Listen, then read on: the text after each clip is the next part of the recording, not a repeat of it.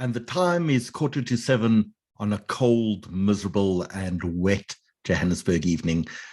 A welcome to everyone who's watching us and joining us for the pre-chat. Sean Mattison, you look like you went to go bring out your winter woolies. We absolutely. We've got the fire going and we're all set. Is one still allowed to have a fire in Johannesburg, or did you just confess to something? No. Very innocent. Yes. Just this fire in the fireplace, are we? So Dina and Sean, Pesach seems to have crept up on us a little this year. What does Pesach look like in your home? Maybe we start with Sean this year. Are we back to pre-COVID? I would say we are. We've got two big Seders, 25, 27 people, thinking about the cooking, the cleaning, getting ready. So it feels back to normal. Have you done your Pesach shopping already? It has been done. I wouldn't say I have done it, but I certainly can say it has been done. Outsourced to experts, it would appear. Yes, absolutely. So Dina Diamond, on your side, what does Pesach look like in your home this year? Yeah, so my home always looks like my parents' home, funny enough. They almost look the same on Pesach. Lucky for me. And it goes into full swing. They have two large Seders, and my parents are, thank God, wonderful humans who are very welcoming, and their Seders tend to grow as they are, with friends of mine coming from London and from wherever that always just join in. I just invite them to my parents. It's very kind of me. And my parents graciously host a huge Seder. So it's going to be, I think it's going to be a lot of fun. It's going to be really nice to sort of get back to that regular, normal pace. Well, your father gave me a bottle of his grain today, and I took one whiff, and it was quite a shock.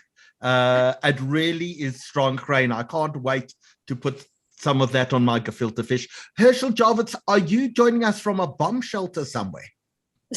Howie, I'm just trying to get rid of this glare on my glasses. I paid a fortune for anti-glare and anti-fog, and with masks and bad lighting, it's difficult to see.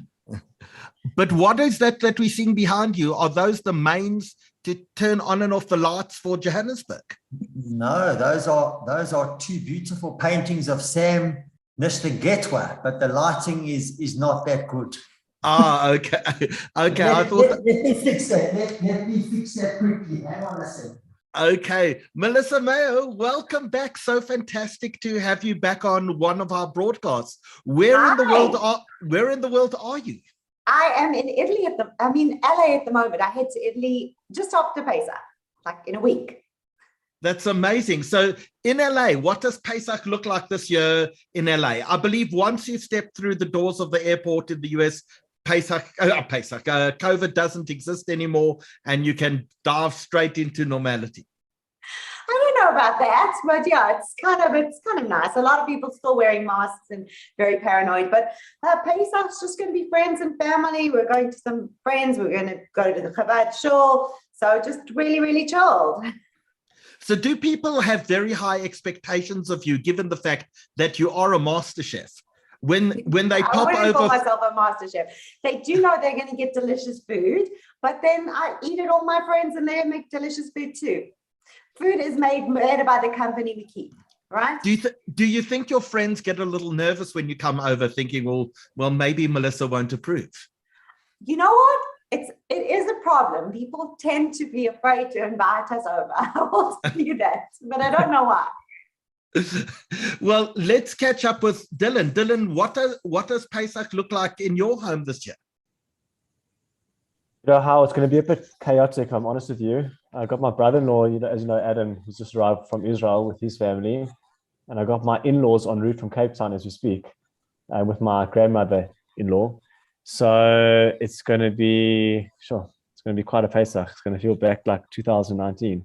Are you cooking? Can you cook? No, that's my mother-in-law's Rosh catering. So she's going to commandeer my kitchen and be in control of that. And thank God for that. I should be very grateful. I am very grateful. And yeah, it's going to be great. She comes from a Sephardic background. So Actually, her maiden name was Mayo as well. So Melissa, we're going to have a conversation afterwards to see whether we can link the dots. Probably are related because my father-in-law is Sephardic via Zimbabwe. They're Mayos. So yeah, they're from Zimbabwe as well. They're from we're Zimbabwe as probably well. related. Look at that. Okay. That's Hi, so, Dina. You look gorgeous, by the way, Dina. Oh, thank you, Melissa. You always do. so now that we know there's a little Sephardi in at least two of you, Hirsch, do you have any Sephardi in you? No, I'm a Litvak through and through. So But you do have Bulawayo. Yeah, got Bulawayo, but it's Eastern European Bulawayo. Those aren't so Don't aren't worry, so common. my blood match from genealogy.com is 100% Eastern European Jew. There's like nothing. I'm not anything but straight up Kohen, Ashkenazi Kohen, but my family are Sephardic. We don't eat rice on Passover though in my house. Well, I was going to ask that. Kitniyot, rice, beans, peas. Dylan, is that allowed in your home? No. Definitely No. not. Can't chop and change between Ashkenazi and Sephardic as much as we wish we could. Danny, I'm a little worried about your fellow panelists because Sean says the shopping has been done, but how it got done, he doesn't seem to know. I love that third person passive. Dylan doesn't appear to be even know where the kitchen is in his home. Herschel can barely turn on the lights, it looks like. So do you think we are growing up a generation of like sexist men who aren't doing the cooking, the cleaning, the shopping? Howard, let me just say, my house has officially been turned over for Pesach, and I have been in the thick of it the past 2 Sundays. I've been in the cleaning, I have been moving the furniture, I have steam mopped the floors, and we are all changed over. So I don't think so. I think maybe I can represent all men in this regard, or hopefully that no, we definitely contribute towards the cleaning. Are you available on Monday? You know, I've reached my quota. I've taken enough like anti-anxiety pills. Pesach cleaning is not for the light of heart. But yeah, my house is now fully kosher to Pesach, and the Kedar B&B for the rest of the family to come and join for Pesach it's all set up. We're good to go. We're good to go. I've lost a lot of hair, but we're good to go. Danny, I did learn this from Morris Kruger. All you have to do is throw a blanket over all your whiskey so no one can see it, and then it's fine. Sorry, you can still see my whiskey. That's one thing I still haven't done yet. Yeah. Benji Porter, we've been talking about how people, particularly men, seem to have outsourced this Pesach thing to people that don't know who in their homes. But things get cooked and things get cleaned and things just get shopped for. You surely have gotten your hands dirty. Look, I have to be very careful how I answer that, right? I'll go with whatever Sean said. Sean, Melissa, just before whoever that is leaves, we want to say hello. Who's that? Introduce us. You're on mute, but bring whoever that is back. This is my husband. He was the man behind the camera. This is Saul Mayo. How you doing? Hello, Saul Mayo. Welcome. Are you going to be cooking for us tonight? No, just eating. That's it. Okay. Thank you for lending us, Melissa, to show us the way. And you can see they're in a different climate to us. I don't think you understand how cold Johannesburg is. And we have actually a heat wave. It's 104 at the moment. It's like a proper heat wave in California. Wow. It's not Ashkenazi Jew should be like stuff 104.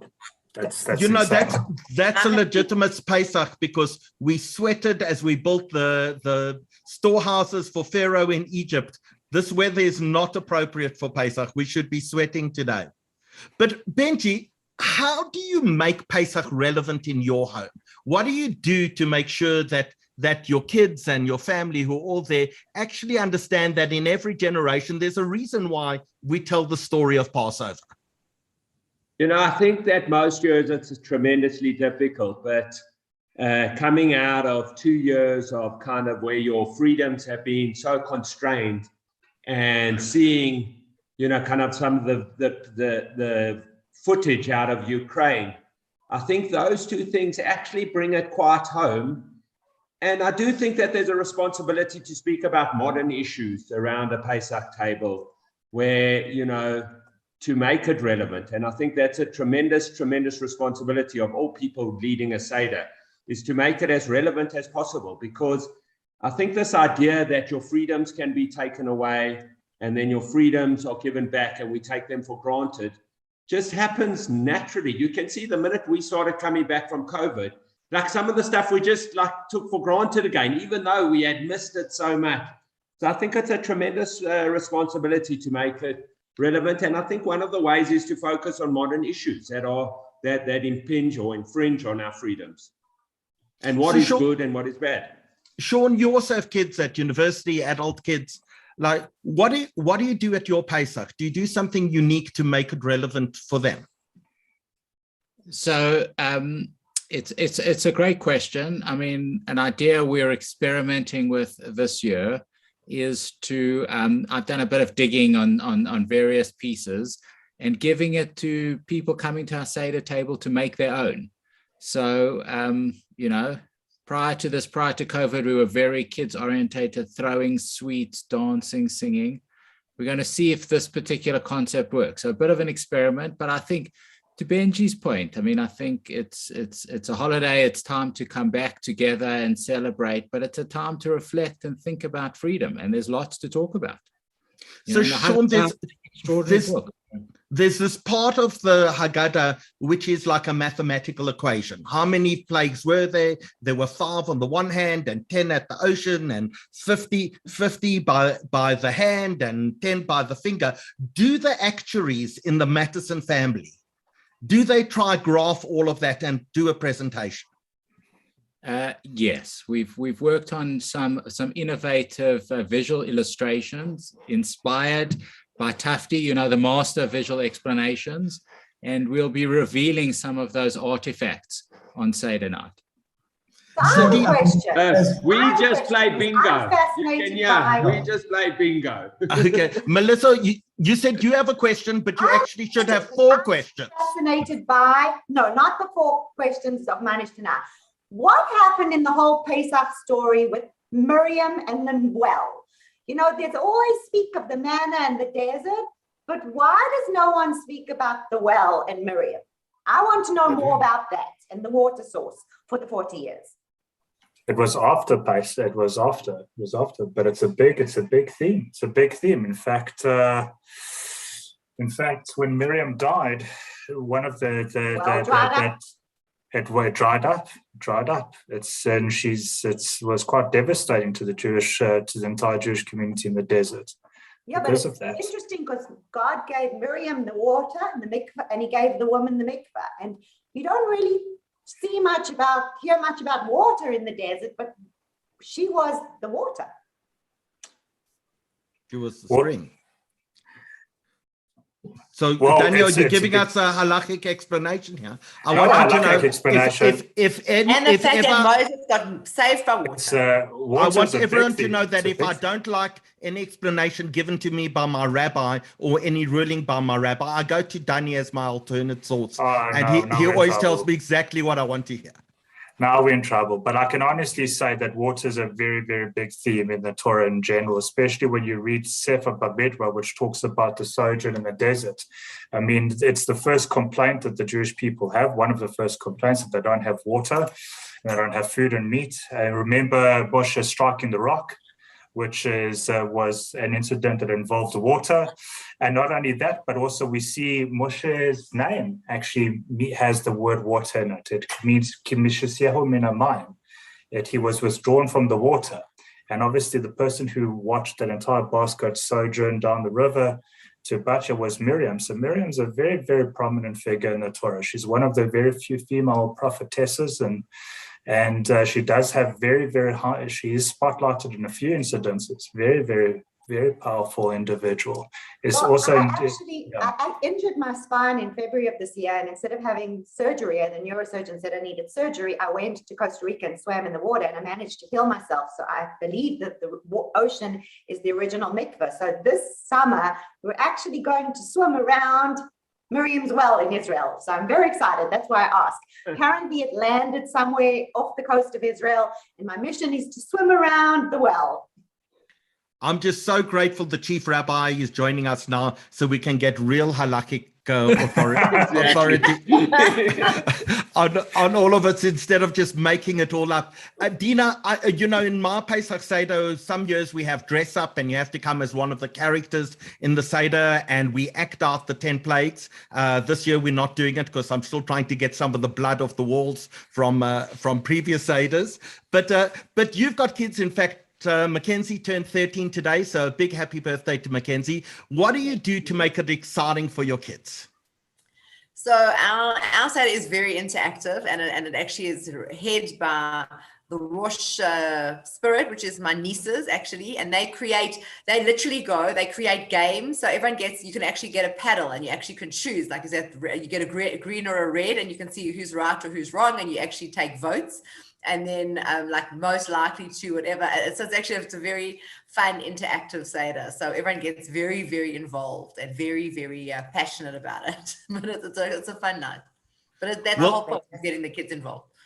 Well, the time has just gone 7 p.m. and a huge welcome to everyone around the world who's joined us this evening. We're broadcasting tonight on Zoom, on YouTube, and on Facebook.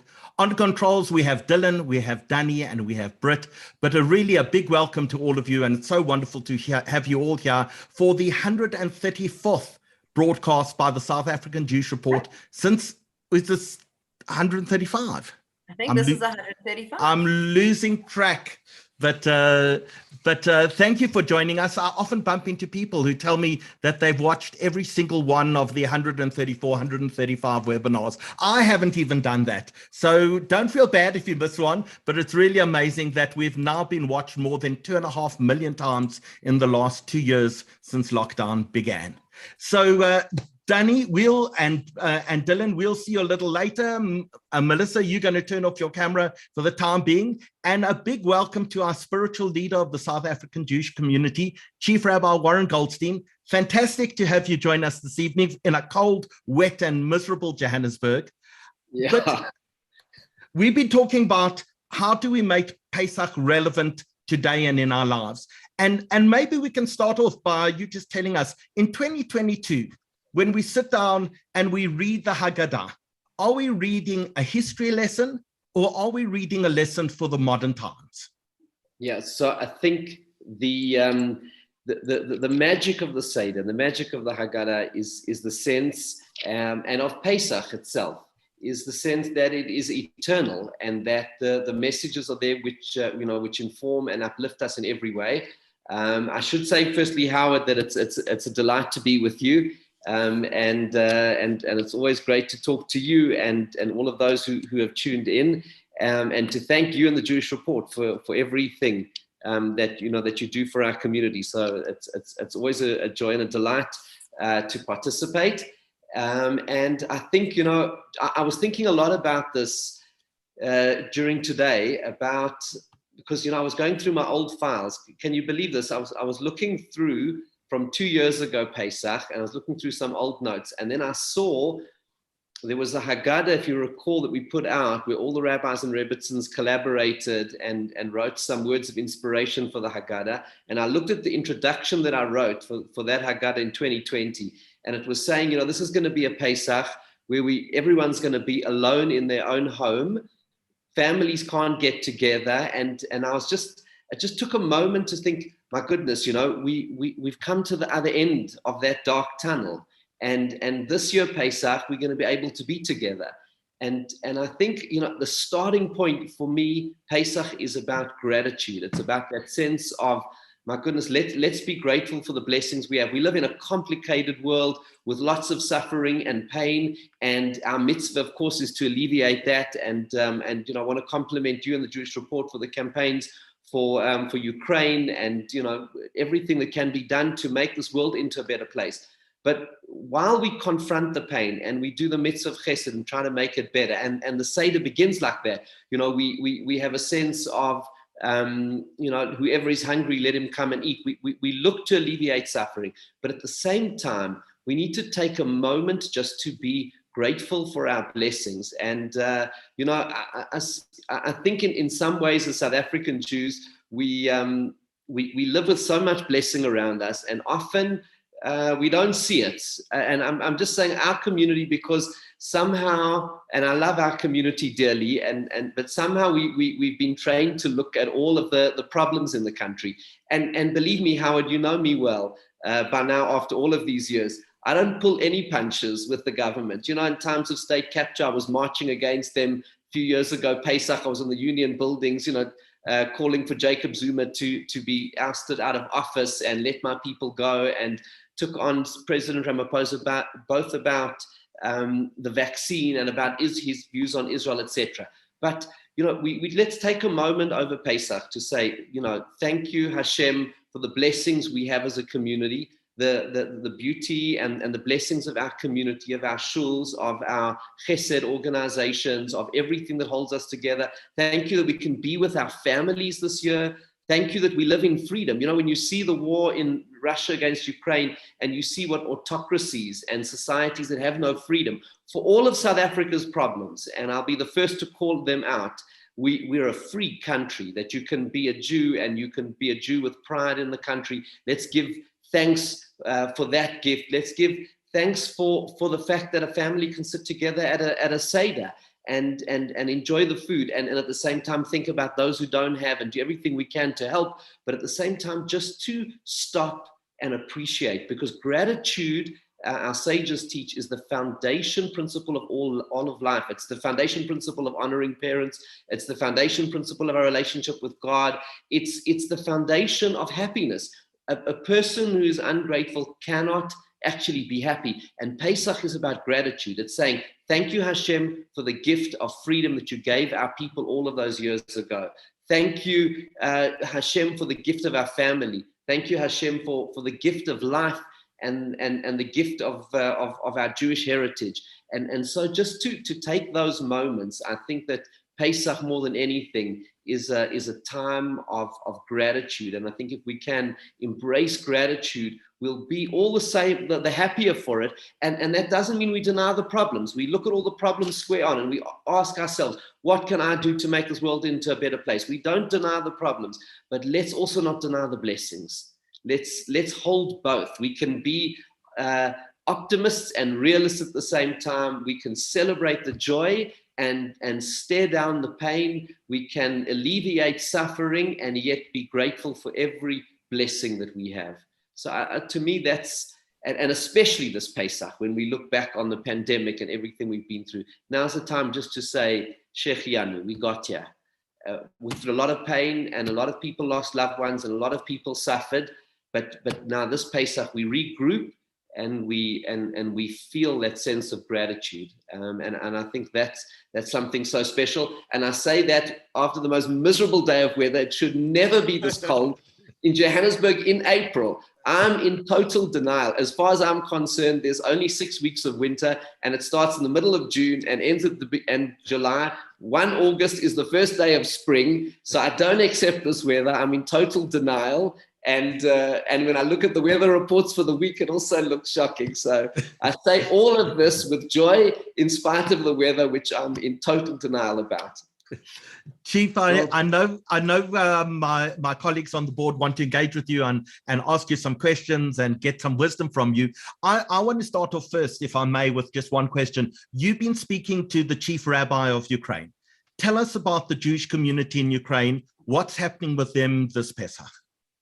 Yes, so I've been talking to the chief rabbi of Kiev, Rabbi Markovich, and he's a remarkable man. I met with him and his Rebbitzin. The situation is so dire because all of the war, but all of the young people have left except those who've been conscripted, and the people who are left in Kiev, who remain behind, are the old and the infirm, and they're struggling. And those are all, most of them are Holocaust survivors, because if you're an old person living in Ukraine, then you lived through the Second World War, and if you did, then by definition you're a Holocaust survivor in one form or another. So it's heartrending, and I want to thank the paper for running the story in this last edition about this campaign, to appeal to people to try and help, and our community has come forward really generously. And I know that you have been involved in a number of campaigns yourself as well. So, and you brought the Ukrainian ambassador to meet with me.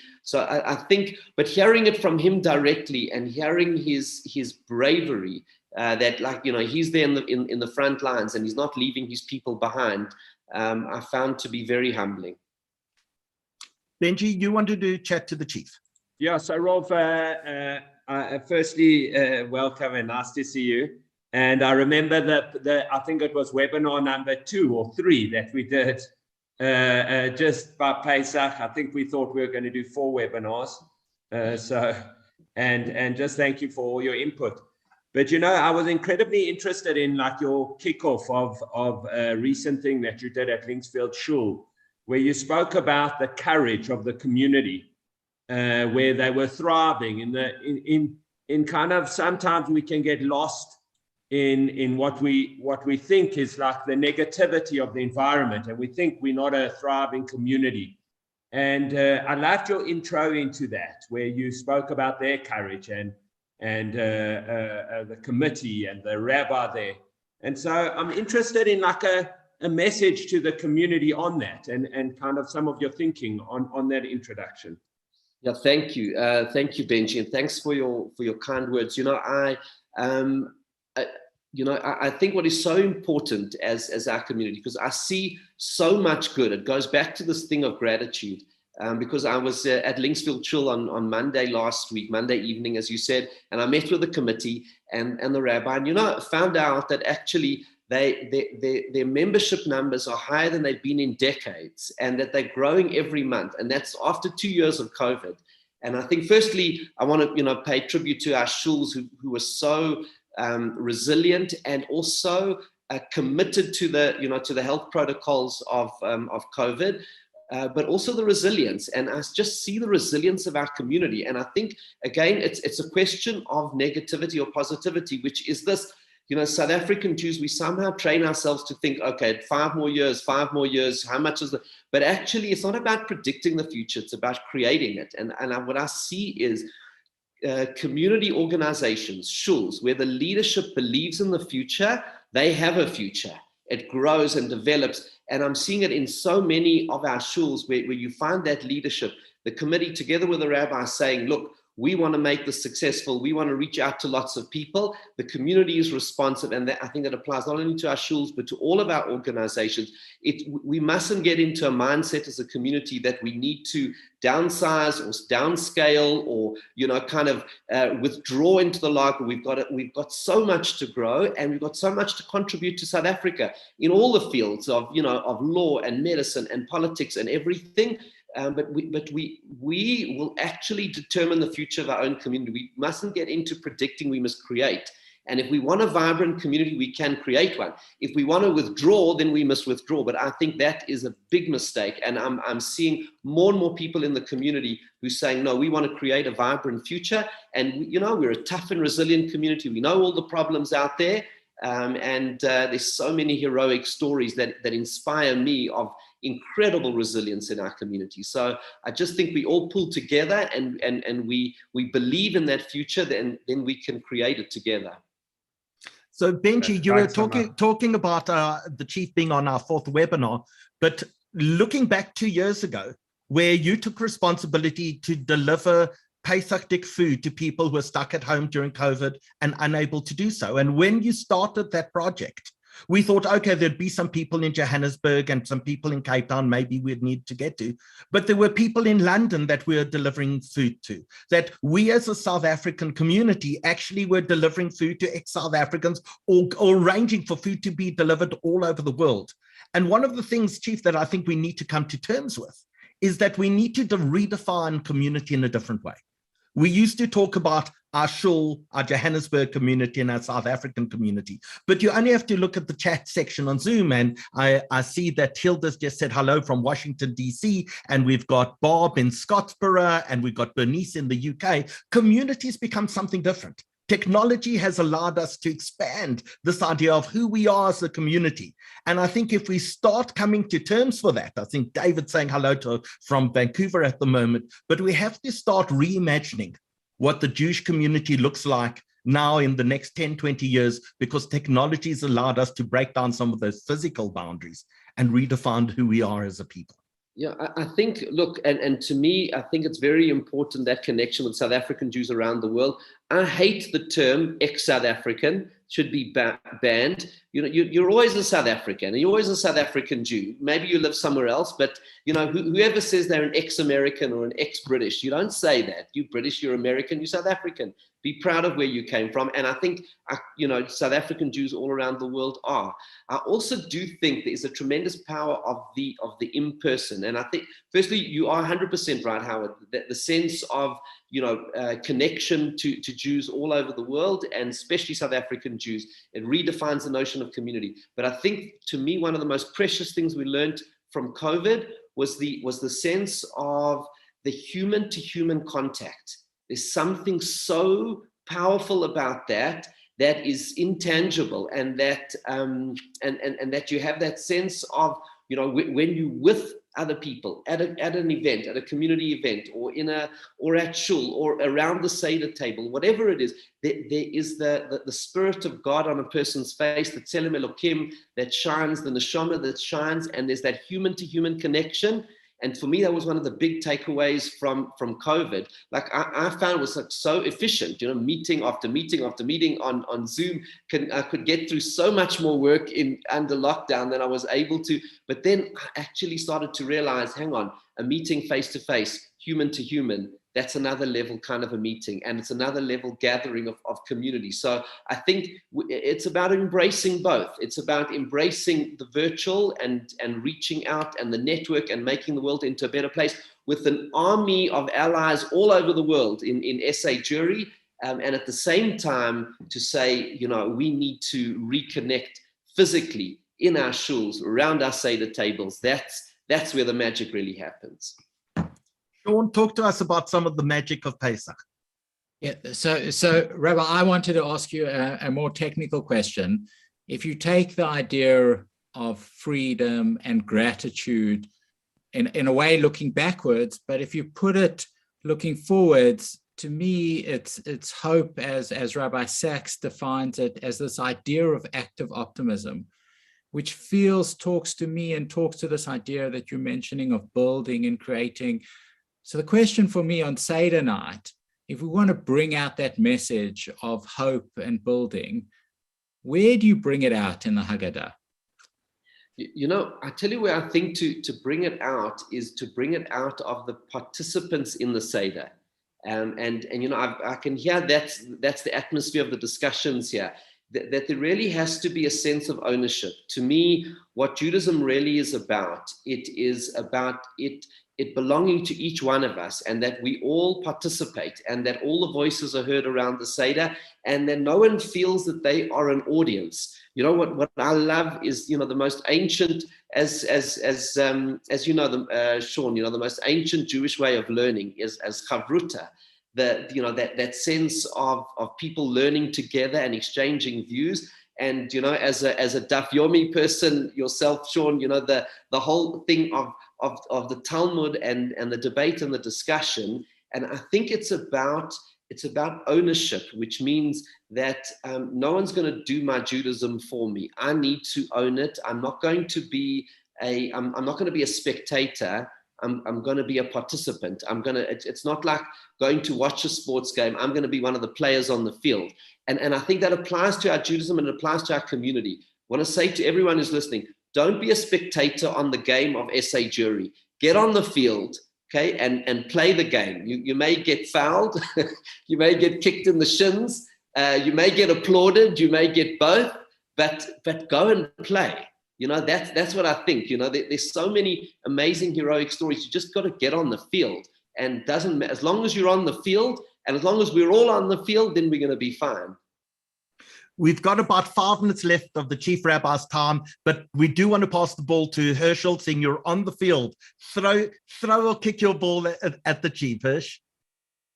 I don't really have a specific a question for the Chief. I just want to build on the the theme of gratitude. And once again, you only need to look at what's going on in the Jewish communities around the world, not only in Eastern Europe, but in Israel, the tragedies of these attacks that have happened over the last couple of weeks, and that the Jewish people are a global community, and their pain is our pain, and our pain is their pain, whether it's in Israel or in Eastern Europe or in South Africa. And I think what's amazing about Pesach is that all around the world, we're telling the story from generation to generation to generation about, in many respects, the birth of our nation. And whether it's my 5-year-old son Leo or my 87-year-old father, or myself at 55, it's an eternal story for our people, told in different ways at different levels around a Seder table. And I think for that, we should have so much gratitude for who we are and what we stand for. I think, you're making a very important point, Herschel, and that is the sense of the continuity of the generations, because this is actually a story which has been told for all of these generations. So, the fact that we were slaves in Egypt, the fact that there were these miracles and that God took us out, that's part of the facts of our history. And when we tell that story over and over, we're the most remarkable people that we are still telling the story of the origins of our nation. And that, of course, is through the Torah which Hashem gave us. So I think what you're bringing out, and the fact that it is so alive to this day, as you say, it's Seder tables across the world, that it's quite it's an amazing thing. And when we're making our list of gratitude, we can actually step back and say, wow, how grateful can we be that we were born into such an amazing people with such a heritage and a history, and to have a sense of gratitude. That's that's something which is remarkable. So Dina, the last question or comment falls to you. While you have the attention of the chief rabbi, should we try get chicken made parav again? Use this opportunity to try get whatever you need from him. Well, that parav chicken story I completely would throw out there, but then I'd be ruining everything I've been saying to my kids. So we're not going to go there because they've asked me. We've had this debate already in my house, so we're moving on swiftly. But Rabbi, I couldn't agree with you more. I think what I also do to tell my children is that you change your attitude and you change your life. And I really do try and instill in them all the time that level of gratitude. And I think when they look at what's going on around the world and we look at what's happening in Ukraine, that we cannot really fathom that this is happening in this time where we live in a very modern world where social media is rife. How do we explain to our kids that it's still our responsibility to sort of look at what's happening in the world and be grateful for what we have, but also then what is our responsibility in terms of what's going on now? Because we've suffered so much, obviously, through the Holocaust, through our own suffering because of who we were in Second World War. Do we have a responsibility for our kids to do something more now for the Ukrainians?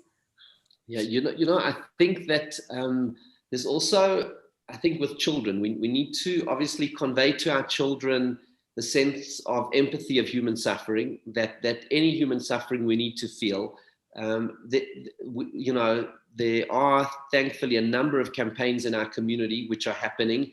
And, maybe, part of what we can train our children is to give a bit of tzedakah, train them in the concept of 10%, that idea to raise a child to always give 10% of the money that they get in, even if it's our money that we're giving them and it's pocket money, or their bar mitzvah money or bat mitzvah money. It's such an empowering thing where they can make a real difference. I also think, I was thinking about this a lot, one thing to discuss with children and even with ourselves, because I tell you where there is a bit of there's a certain temptation to talk about global events because it's so far away. And in a way, there's a little bit of comfort in talking about it because there's a limit to what the average person can do. I mean, we can contribute charity money, tzedakah money, and that, their campaigns and the community is doing it. And I want to commend the community for that. But on the other hand, day to day, what can we do that's going to make a difference there? And I think part of what we can say is day to day, we can learn how to be a kinder person to others, because one thing to explain to children, depending on their age. I mean, Putin is a bully. He's a bully. That's what he is. He's a nasty bully who's inflicting a lot of suffering. And I think part of a way of bringing a lesson home to children is to say, what can we learn from that? When you watch a bully in action, it's horrifying. And how do we talk to the people around us? Is it with kindness and compassion? What about that child in class that everybody's ganging up on? I spoke at one of the Jewish day schools a few weeks ago. I don't want to mention, because the truth is, this is a problem that cuts across everywhere. And I was talking about the issue of bullying and, cyberbullying. And then people came over to me afterwards and said, it's a major problem. You have a group of friends, they get on a WhatsApp group. So which friend is left off the WhatsApp group? And then they know, and then they feel like they can't invite that person onto the WhatsApp group, even if they want to, because they will be cast aside by the cool kids who've determined who's in the WhatsApp group and who's not. So, okay, I'm not comparing a global war in Europe where thousands of people are dying and they're suffering. But on a small scale, I think what we need to say to our children, okay, give your tzedakah money, help out where you can, but take a lesson from it, a lesson of kindness and empathy, which the concept of being a bully is not only on a global stage, but it happens in our lives. And I think that, it's part of looking at world events. And I think this is what we should train our children to do. Look at world events and events in our own country and say, what does this mean to me? If we see that the terrible things happening with xenophobia and people murdered or persecuted because of what nation, what does that mean to me when I greet another person who may be a part of our community or may not be a part of our community? Do I do it with the same warmth? Do I live with the teaching of Pirkei Avot that says receive every person with love and dignity? And how do I do that? How do I live my life in a way that I can be in? Because the temptation is, let's just discuss global politics, because then I don't have to change anything in my life tomorrow. I think a very important way of training our children and ourselves is saying, how can I learn from what's going on around me and make this world into a better place tomorrow morning? How I talk to my brother or sister, or I talk to my classmate, or how I greet a beggar on the street. And am I irritated because they're asking for money, or do I give them the money and a packet of biscuits and say, God bless you, and send, how does that translate into my interactions with people? And I think that's a crucial thing for all of us to reflect on. So, Chief, in conclusion, just before I ask you to give us a bracha for peace, for the world, for our community, for Israel as well, I think there's a very interesting comment from Esme Jacobson, who says, for the first time, Jews are saving Jews and we're not begging others for help.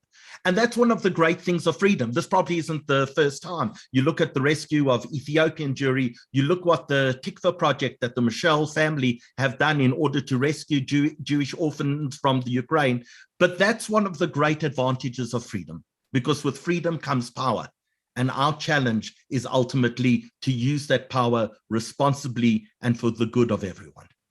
Yeah, so with absolutely. that, please give us a bracha, and then we will continue with some music, some comedy, some cooking, and some other rabbis we're even going to allow to talk once or twice. I must tell you, you feature prominently in Nick Rabinowitz's piece tonight, so you better stay watching.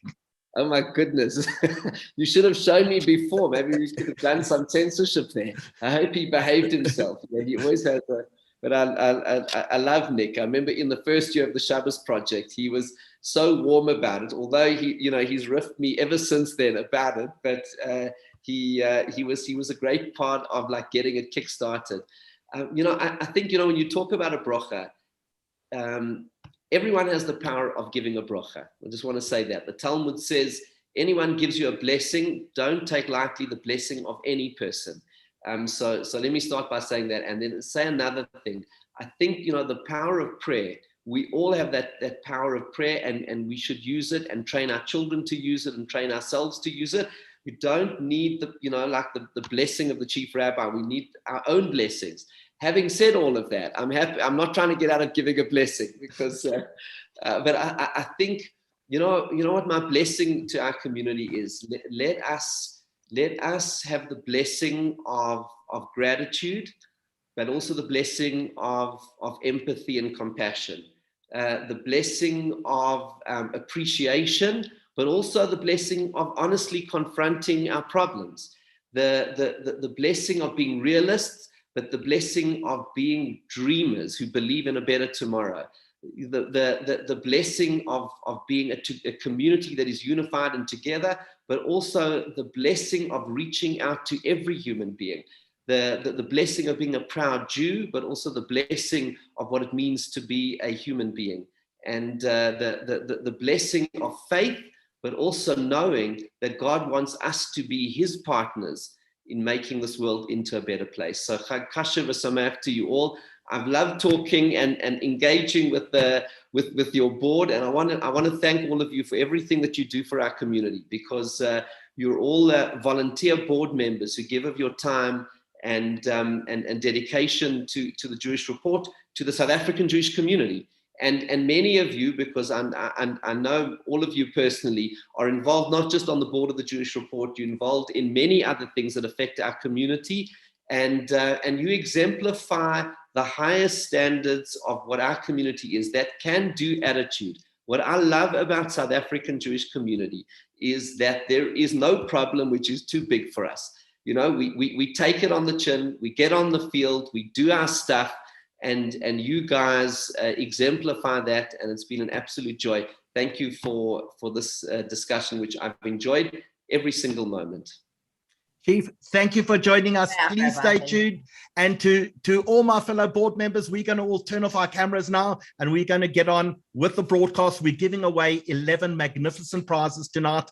Dino, we've got some fantastic cooking coming up. We've got cooking, Yemenite cooking, Pesach cooking. We've got Melissa coming to us from California. She's on her way to Italy. We've got some amazing borscht that we're going to do as well. But we've got Nick Rabinowitz and Claudine Ullman and Gilly Apter all doing comedy and some amazing messages. So please stay tuned tonight, and we'll make sure you have the time of your lives. With that, we turn off our cameras, and we'll see you as the show progresses.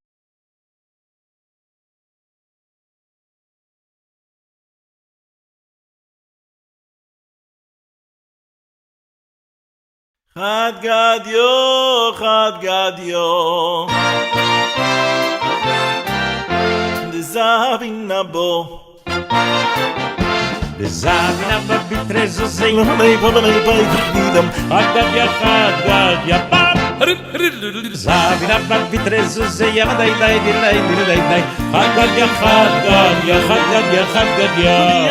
Gadya. Rabbi יכלו לגדיו, דזבים נבו, דזבים נבו, דזבים נבו, חגד יחגד יש, זבים נבו בתרסו זילה, פבלי פייבלידם, חגד יחגד יחגד יש, מאיה דחבל נורו, דשרף לחוטרו, דיקה לחלבו, דיקה לחלבו, דנשו לשובו, דיאחלו לגדיו, דיאחלו לגדיו.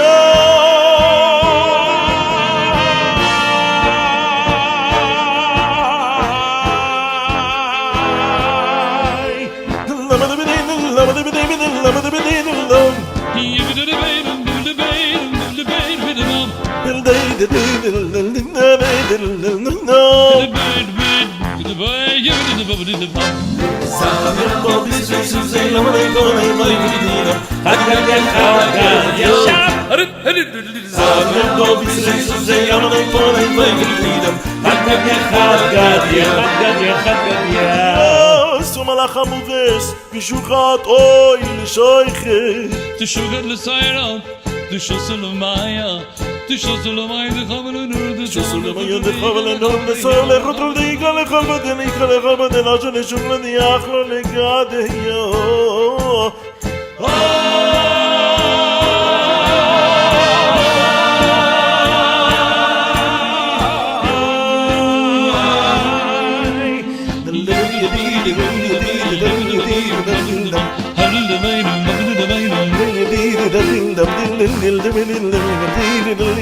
Have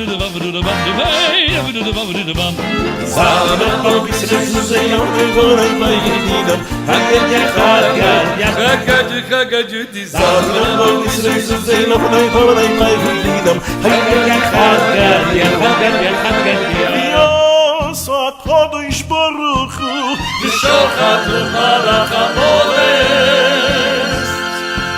בשחט לשוחט בשוחט לסיירו בשחט למאיה בשוחט למאיה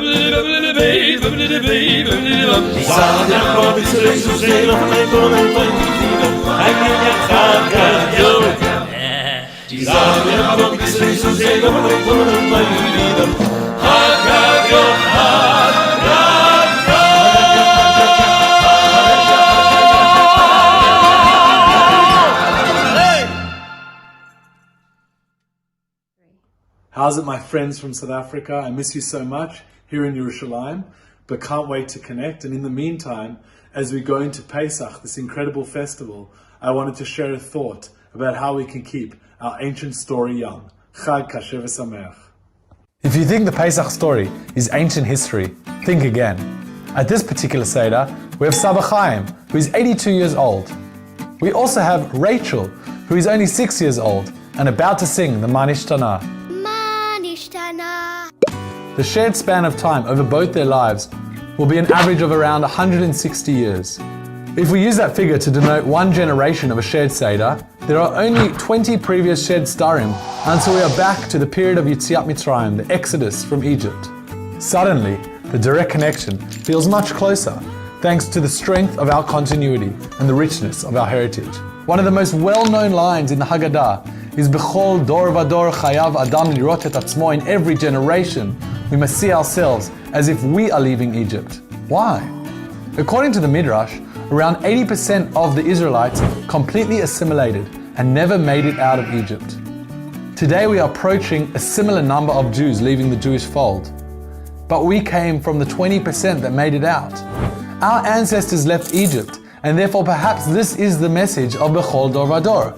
We need to actively leave our Egypt and take hold of our own Jewish identity. How do we do this? By celebrating a story that spans 3 millennia and playing our part in fostering our Jewish future. So this year, bring something new to the Seder table. Learn an extra idea and leave the table renewed as you truly leave your Egypt, something that happened only 20 shared Sedarim ago.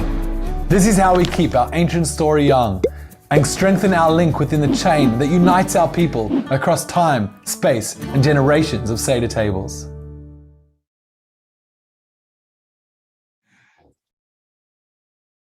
So Danny, you and I are sitting here having a Glenmorangie because this is probably the last whiskey we're going to be having this year before Pesach begins. You must miss your whiskey. You're a bigger whiskey aficionado. Yeah, Howard, do miss my whiskey. Thank God, we find some loopholes of how to sell off our chametz that we temporarily sell it off for a week so we don't give up our entire collection. Just going to have to survive for a week and just enjoying some lovely kosher wines. But what better way to kick off pre-chag with a lovely single malt whiskey at your residence? So, Danny, you at SMD Technologies, and all year you've been hacking me about getting an Eiger air fryer. Now, I've got an air fryer, and can I kasher my air fryer for Pesach? So, Howard, just a quick disclaimer before I have the entire Jewish community jump down my throat, and my rabbi as well. I'm in no position to give halachic advice, but one thing I can confirm is that the Best End Guide has stated that you cannot kasher your air fryer. And I can actually concur with this based on the mechanics of an air fryer. Sadly, if you try, submerge your air fryer tray in boiling hot water or put a blowtorch to it, you will damage it. So rekashering an air fryer is sadly out of the question. So we need a new air fryer for Pesach. You're just going to have to be typically Jewish and buy all of everything, milk, meat, parov, and Pesach. That is correct. You need a new Pesach air fryer. I need milk, meat, and parov for Pesach, actually. So I need 6 of them. Correct. But Danny, why don't we do something interesting? Why don't we, in fact, give away an Eiger air fryer? Show us what this air fryer looks like. Well, Howard, what a lovely idea. Here's an Eiger air fryer with 3.5 liters. So it should do the trick for Pesach, should keep you pretty occupied. You can make anything in it. You can even make pizza, matzah, matzah tacos. You can grill your vegetables in it. You can make chicken in it. You can make anything in an air fryer. So if you're a donor to the Jewish Report, or if you are a patron of the Jewish Report, or if you commit now to become a donor to the Jewish Report, we've got some amazing prizes we're going to give away tonight. And the first prize is, in fact, this Eiger amazing contraption, this air fryer. Danny, give us another prize that we're going to give away, because while we do that, we're going to put on the screen now, if you commit to become a donor to the Jewish Report now this evening, we will make sure that you are entered into the draw to get our prizes, and give us another prize that we're going to give away tonight. So Howard, we are also giving away a Mamba Series Bluetooth speaker. It is holiday season, people, also for the Jewish community. It's Pesach, you've got family and friends over, obviously not during Yom Tov. And what a great way to play some wonderful tunes and music using your Bluetooth speaker, which is fully portable. So yeah, we're giving away a Volcano Mamba speaker as well. We're going to announce our winners of this in the next segment. If you're watching us on Facebook or on YouTube, send a quick mail to admin@sajewshreport.co.za. Just say, I'm in as a donor, and we will add you to the list. So when we do the draw in another few minutes, you can be included in that draw to get either this amazing Eiger fantastic contraption, this air fryer, or alternatively that amazing Volcano Bluetooth speaker. And we can't wait to give that away. We'll be back in another few minutes as well with more prizes, because tonight we're giving away some fantastic Pesach prizes for you. So don't forget, please, if you're watching on Zoom, click yes, I'm either a patron member, or I'm willing to become a donor, or willing to become a patron at 180 Rand a month, and you will stand a chance to win one of our amazing prizes tonight. Good evening, everybody. I'm Karen Milner, National Chairperson of the South African Jewish Board of Deputies.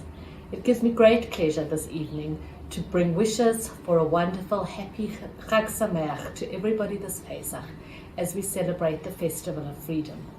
Freedom not only from Egypt, but also this year, hopefully, freedom from the dreadful COVID that has taken so much from our community, from our country, and from the world. But I greet you tonight with a renewed sense of hope and optimism. The Jewish Board of Deputies is going forward with tremendous confidence, as we have had so many great victories in the last couple of months. Most notable victory has been that against the notorious anti-Semite Bongani Masuku, who was found guilty in the highest court in the land, in the Constitutional Court, of hate speech for being anti-Semitic and trying to hide it as anti-Zionist speech. We are very grateful for this wonderful judgment that will have huge ramifications, both in South Africa and in the world. We've had a wonderful couple of months, and as we recover from COVID, I want to thank the wonderful South African community for the enormous support we have had, and also for the enormous generosity that this community has shown. To our local population, Jews who have struggled at this time, to the broader South African population, whom we have had enormous donations to help feed and give them some sustenance during this really difficult time. And also more broadly, internationally, we've raised funds for the terrible situation in Ukraine, We have contributed to the Ukrainian Ambassador's Humanitarian Fund, as well as to funds with our international partners who are doing the most amazing work in helping with the humanitarian crisis in Ukraine. So thank you to our South African wonderful Jewish community. We look forward with hope and confidence in the future. Wishing you all a Chag Kasher v'Sameach.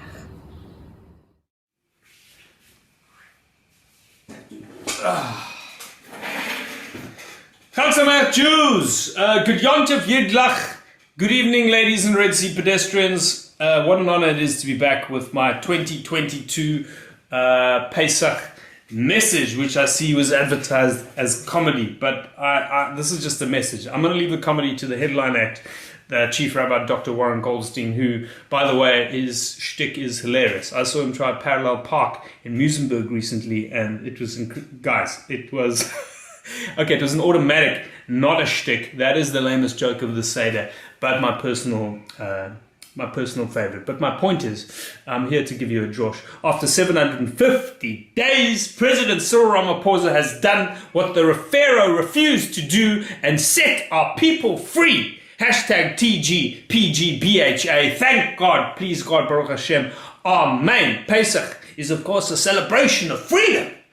In the year 5782, the message is the same, guys.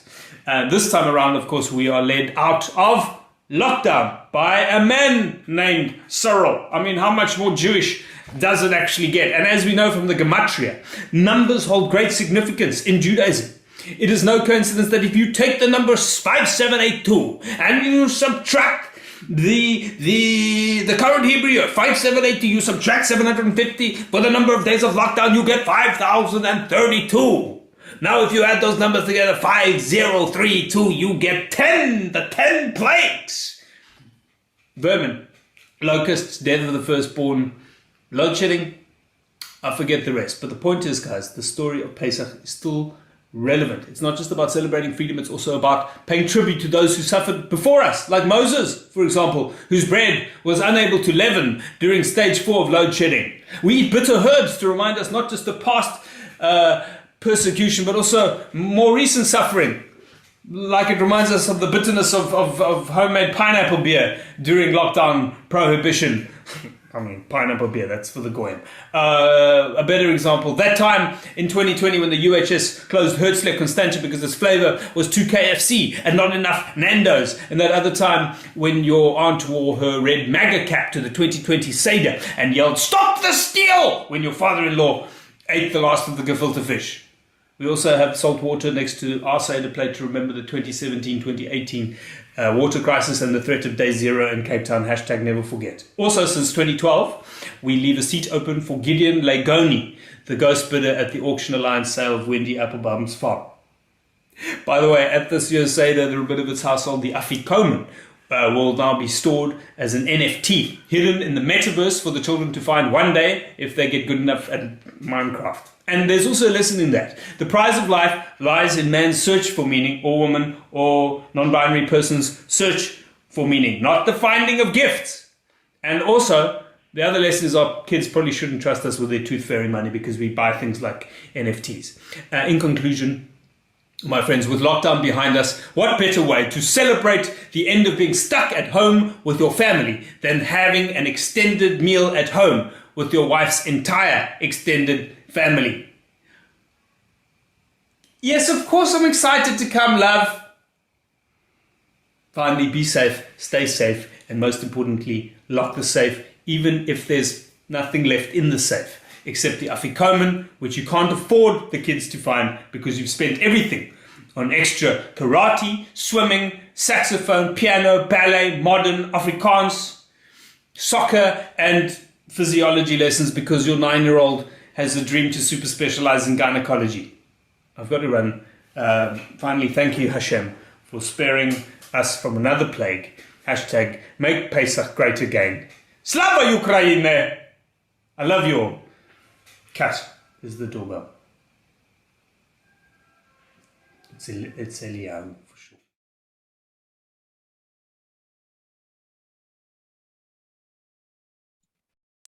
Well, Dina Diamond, are you spending all of your money this year on NFTs of the Afikoman?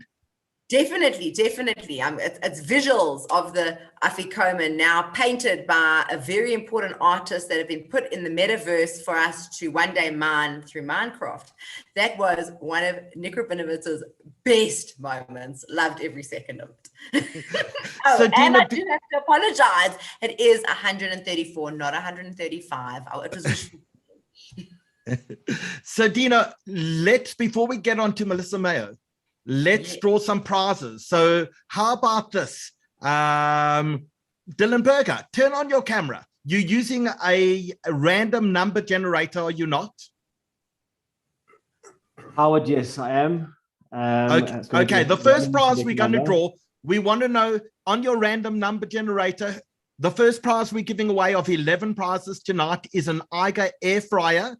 Danny Kadar, if you turn on your camera as well, that's a huge thing. It's a 3.5 liter Eiger air fryer available. You can go buy it on Take a Lot if you want. It's a proper prize.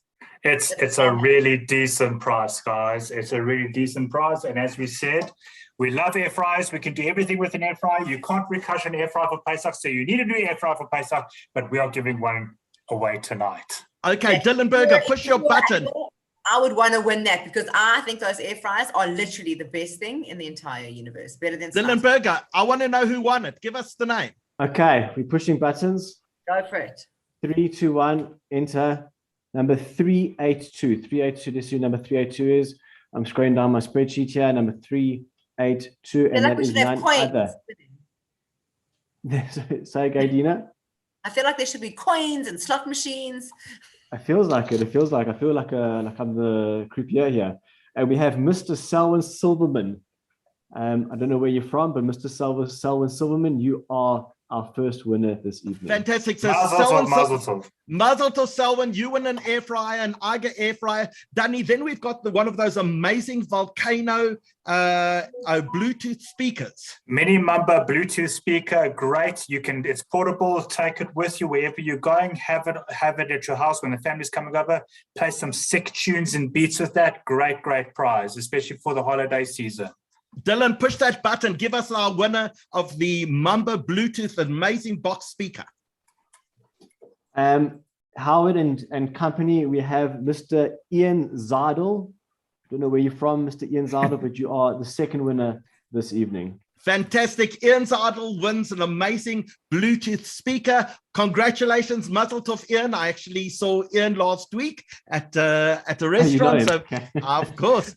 So Mazel tov to Ian. We're giving away another 9 prizes during the course of tonight's broadcast. Danny and Dylan, we'll see you a little later. And with that, Melissa Mayo, please turn on your camera. Hello, gorgeous. Hello, gorgeous tribe. Thanks for tuning in and for having me again.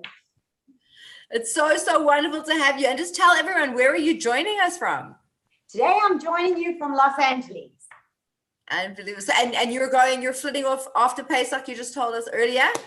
I head off, yes, just after Pesach for 6 months in Italy. So I'm very, very excited. Wow. And you do this all the time. You're between LA, Italy, you're cooking. My preference would be to be in Italy all year round, but LA has been pretty good to us. But home is still South Africa. And I love what the rabbi said. I am not an ex-South African. I'm a South African, true at heart, proudly South African. And South Africa is always home. So. Well, we love to have you, and anytime you want to come back, well, we're happy that you are always South African and that we have a chef of your nature in our midst and someone we are so lucky to have on tonight. And you're going to be cooking for us. You're especially cooking for Pesach. What are you going to be cooking for us? So actually this Pesach, I'm going to share the brisket recipe that you're going to post. But let me tell you a little bit about brisket and the story of brisket in my family. So my husband hates brisket, hates it with an absolute passion. And he could never understand why there's prunes in the brisket and what's with this whole Simmers thing. So on my website, Melissa Mayo, you'll find my mom's traditional brisket with the whole Simmers. But my husband wanted something a little more savory. So my first brisket recipe was a cranberry and mushroom brisket that was based on an ossobuco, a little more savory with all the herbs and spices. And believe it or not, that brisket recipe over the course of my career is my most downloaded recipe. It's had over 1 million downloads, which is kind of funny because we don't like brisket. We kind of like our meat rare and raw and like walking to the table. So there was a lot of pressure on me then to create a recipe that would actually improve on this brisket recipe. And I think I have outdone myself. I'm using my favorite South African sauce, Nando's. And even though it's hot and spicy, this brisket is absolutely perfect in that it gets the sweet and spicy, tangy taste. It's got a little bit of a Mexican African feel. So it's my Nando's peri-peri brisket, and it's super, super delicious. But this trick of like searing your meat and then cooking your veggies down and then putting in the oven to go low and slow applies across all the briskets you make. And then the biggest trick is do not cut it when it's hot.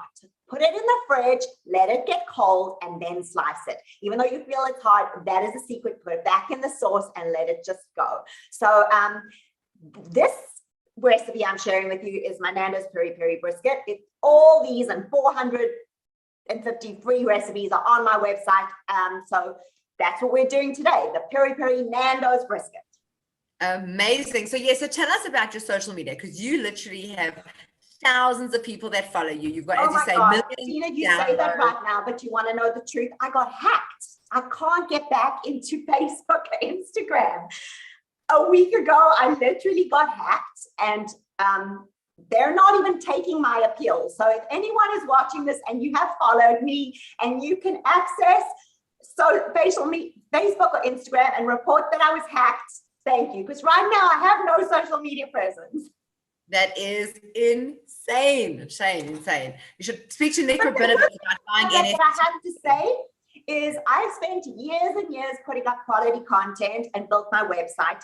So the great thing about it in this day and age is that my website I own, my blogs I own, the recipes I own. So right now I have anything that I've ever created, thank the Lord, sits on melissamayo.com. So you can find hundreds of delicious recipes, and I even have a Passover cookbook that's a foolproof Seder from beginning to end. But thank the Lord for websites.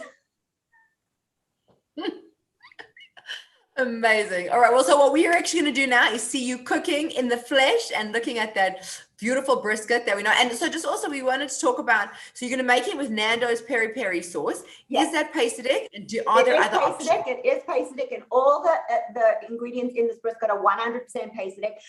What I wanted to do after this was just give everybody a quick, top 10 tips of how I get through Chag super quickly, and my game plan for when I'm tackling entertaining, how I can do that super, super simple and quick so that it's done with ease. So we'll watch this brisket recipe. As I said, it's available on my website. If you go to melissamayo.com to recipe search brisket, you'll find tons of brisket, tons of Pesach stuff under the Jewish tab, under brisket. You can search by that name. So this one is there, and it is, if possible, I topped it. Amazing. Let's watch it. How's it? I'm Melissa Mayo, and today I'm using my favorite hot sauce on the planet, Nando's peri-peri, all the way from South Africa to rock out an amazing and epic brisket.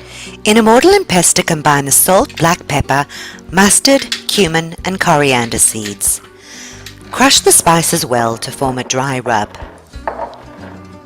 Generously season the brisket on both sides with the rub. In a bowl, combine the fig jam, red wine vinegar, Worcester sauce, our super secret ingredient Nando's peri-peri, hot water, stock powder, and bay leaves. Whisk these together to form a sauce. Slice the onions, celery, garlic, and a trio of peppers. Heat some olive oil in a heavy pan over high heat. Sear the brisket on all sides to seal in the juices. When it is nicely browned, set it aside. In the same pan, add some olive oil and cook the onions, celery, peppers, and garlic on medium heat until softened and caramelized. Place the brisket on top of the veggies and pour over the sauce. Cover the brisket tightly with a lid or parchment paper to create a steam bath. Bake for 2.5 to 3 hours, turning midway. So I pulled this beauty out of the oven, and the way I know that it's ready is that it's knife tender, which means I can put a knife in and out of it and it comes out without much resistance. What you want to do when you cook meat is always remove it and tent it while it is cooling. That allows the juices to redistribute, and so we're going to let the brisket hang out on a baking sheet and let it cool. You can let it cool overnight in the fridge as well before cutting it. If you look at the sauce, it's a little liquidy, so we're going to put it on the stovetop now and let it reduce till it's soupy.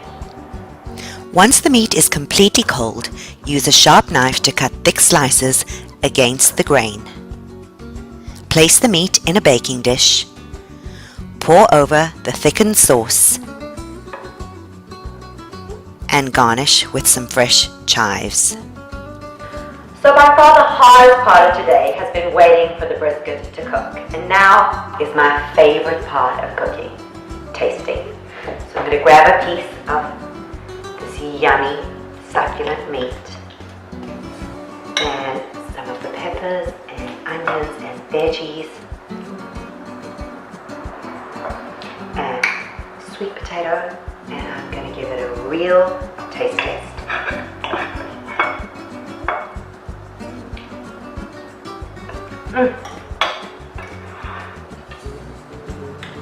I know that was a big bite, but I have been waiting all day for it, and guess what? It did not disappoint. It's moist, it's succulent, it's juicy, it's got that kick of peri-peri, and you will not be sorry that you risked it on my brisket.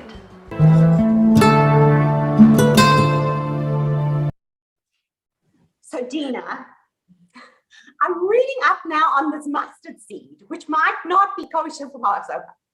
So if you're making the brisket, you have to leave that out. So I would actually suggest using the same technique of searing the brisket. So you would take the cranberry and the mushrooms and the spices and the herbs and mix that together for my mushroom cranberry brisket. You would season it with the herbs there, and you would use the carrots and the celery, and the same way I cooked it, searing the brisket on all the sides. But do not put mustard seeds in your brisket, whether you make the kosher one, or I think this is from my Rosh Hashanah cookbook, and it was the only one that was taped. So it's the same principle. So I don't know, let's see if I can find it on my website. So if you go to melissamayo.com and you look for recipes, so you'll come to the recipe page and you'll put in brisket, the one that you want to make, and this is the one that had over like 1 million downloads. This is the peri-peri one you can do without the mustard seed, but there it says cranberry balsamic braised brisket and with mushrooms. So it's exact same principle. What I wanted to explain is that you're going to sear it, remove it, so you seal the juices, then do your veggies, put the brisket on top, put the liquid on top, cover it and let it go. Same principle, like when I showed you over Rosh Hashanah, same principle for roasting the vegetables, 1 layer thick. Even if the vegetables change, even if the spices and herbs change, 1 layer thick, it's the exact same thing. And brisket is one of those meats, super, super tough. So it needs that braising liquid to kind of cook it. It needs a nice big pot to seal it. If you do not have a heavy Dutch oven, then you should put parchment paper around it and seal it. The goal is to create almost a steam bath for the brisket to sear in. And then obviously it'll get its color once you've sliced it and put the sauce in it and bring it all together. But my top 10, well, the way I approach any sort of entertaining, any sort of chag always, is I decide what is going to be my menu. What am I going to make? What's going to be soup? What's going to be starters, sides, salads, mains, etc., etc. And obviously you've got the Passover plate as well. And then I will pull those recipes and I'll print those recipes up so that I know all the ingredients. I will compare those ingredients against what I have in my fridge and in my kitchen. And then I will turn the balance of that into a shopping list by day. And then before chag, I like to serve Pesach's not so easy to do like that, but buffet style. But I will designate all the platters of what I'm going to be using and serving with like little post-its of this salad goes here, this goes there, and actually then put the recipe on top of anything that can be done ahead or frozen ahead or dressings that can be made. I will do ahead of time, and then literally on the day of or the day before, I'll do the shop. I bag my ingredients by recipe, so that they're coming out of the fridge one at a time. And as I'm done with it, I move on to the next platter and the next platter. But I always make sure that by the time my guests have come, everything's done and I'm not in the kitchen. And that is so important because you spend so much time on this meal, and it's really important to be in there enjoying your guests. So that's pretty much that. Do you have any questions or anything burning that you'd love me to share? Oh my gosh. Well, first of all, I think that is like the most organized I've ever heard. My entire life, I'm very impressed.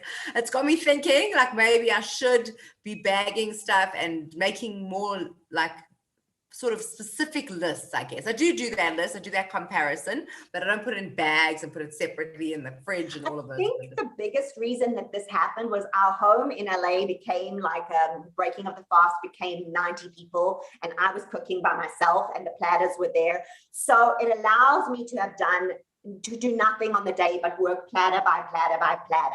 So it just helps you streamline the process. You put the recipe in the bag, all the ingredients in the bag, the salad dressing on the plate, and then you work platter by platter by platter. And that way, also, when you are prepping, you can use the same knife, the same board, the same mixing bowl, clean, rinse, repeat, rinse, repeat. So it kind of becomes more of a methodical, like almost assembly line, as opposed to you've got so much going on that nothing gets done. I need to have a structure in my kitchen. It needs to be like a factory. Very impressed. How are you the same in your kitchen, right? I'm exactly the same in my kitchen. I've got a project plan. Second night Pesach is at me, and I know what has to be made on Monday, what has to be ordered on Tuesday. I've got the entire thing. I can cook. I make some of the best egg and salt water that anyone has ever eaten. The truth for the water crisis. Melissa, lovely to see you again. We hope to see you when you're in Italy, and let's do another one from Tuscany when you're there. I would love to do that. Maybe we can actually just do like a pasta and pizza class. I can teach everybody how to make a homemade pizza dough. Everybody can have their dough, and maybe we can actually have a live cook-along. I would love that. Thank you for having me on. I feel so honored and humbled to be a part of this Jewish community, and I proudly wear South African jewelry all over my heart. And this year, let's pray for peace in this world today, and Mashiach now. We could really, really use him. Fantastic. We love your energy. We love it. Cool, guys. Let's turn off cameras, and we'll see a little more and come back and give away some more prizes in a few minutes' time.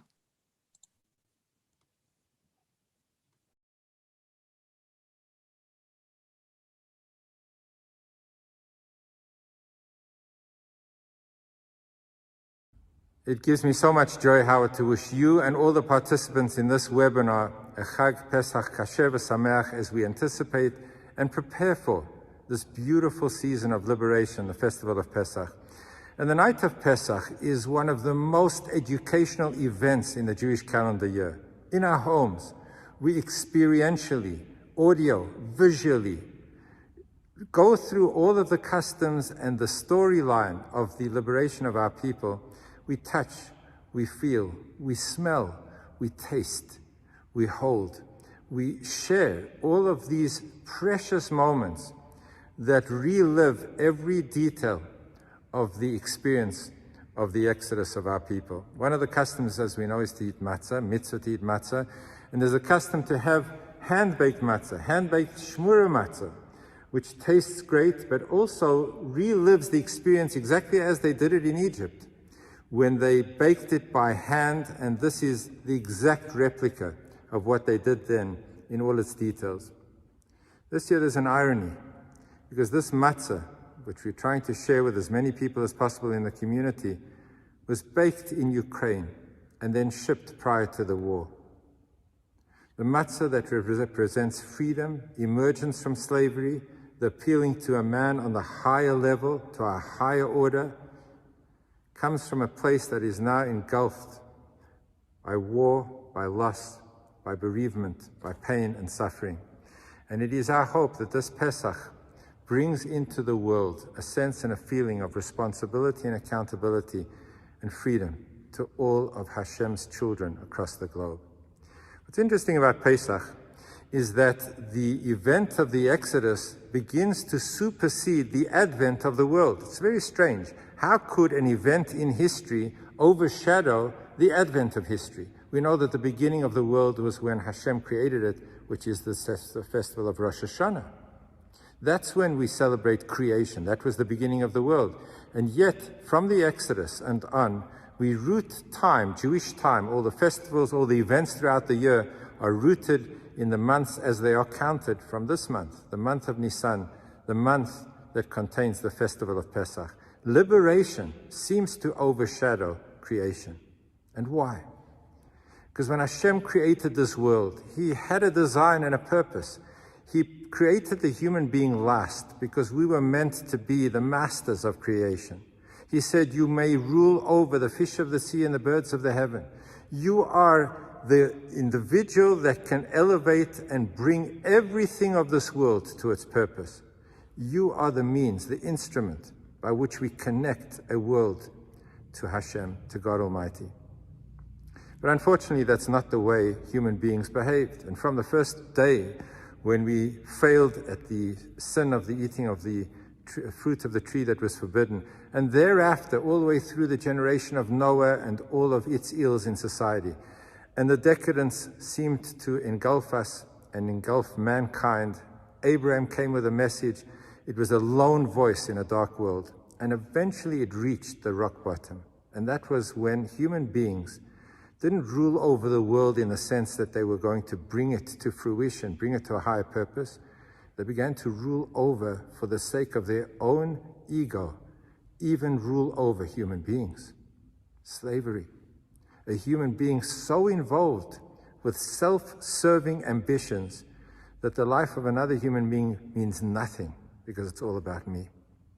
And at that point, God said, this is not the world that I wanted to have, not the world that I intended when I created it.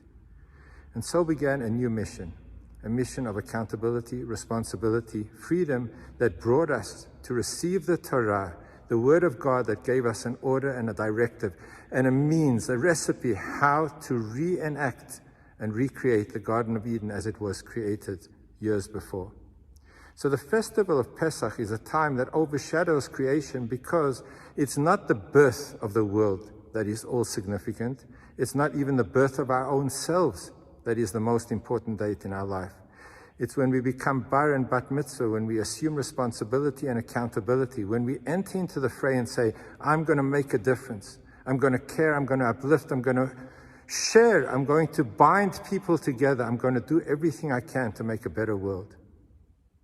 So in this world today, so engulfed with war, with all of us recognizing the tragedies that are unfolding, in Europe, again, and the irony of my matzah and the matzah that we're sharing with the community coming from that very region, it is a blatant reminder that we have a responsibility to take this world and to live in a way that uplifts and that elevates and that touches the hearts of one another warmly. May we truly celebrate this festival of freedom in a way that reaches out to one another to make a positive difference and a better world. Have a beautiful Pesach, Chag Pesach Kasher V'Sameach.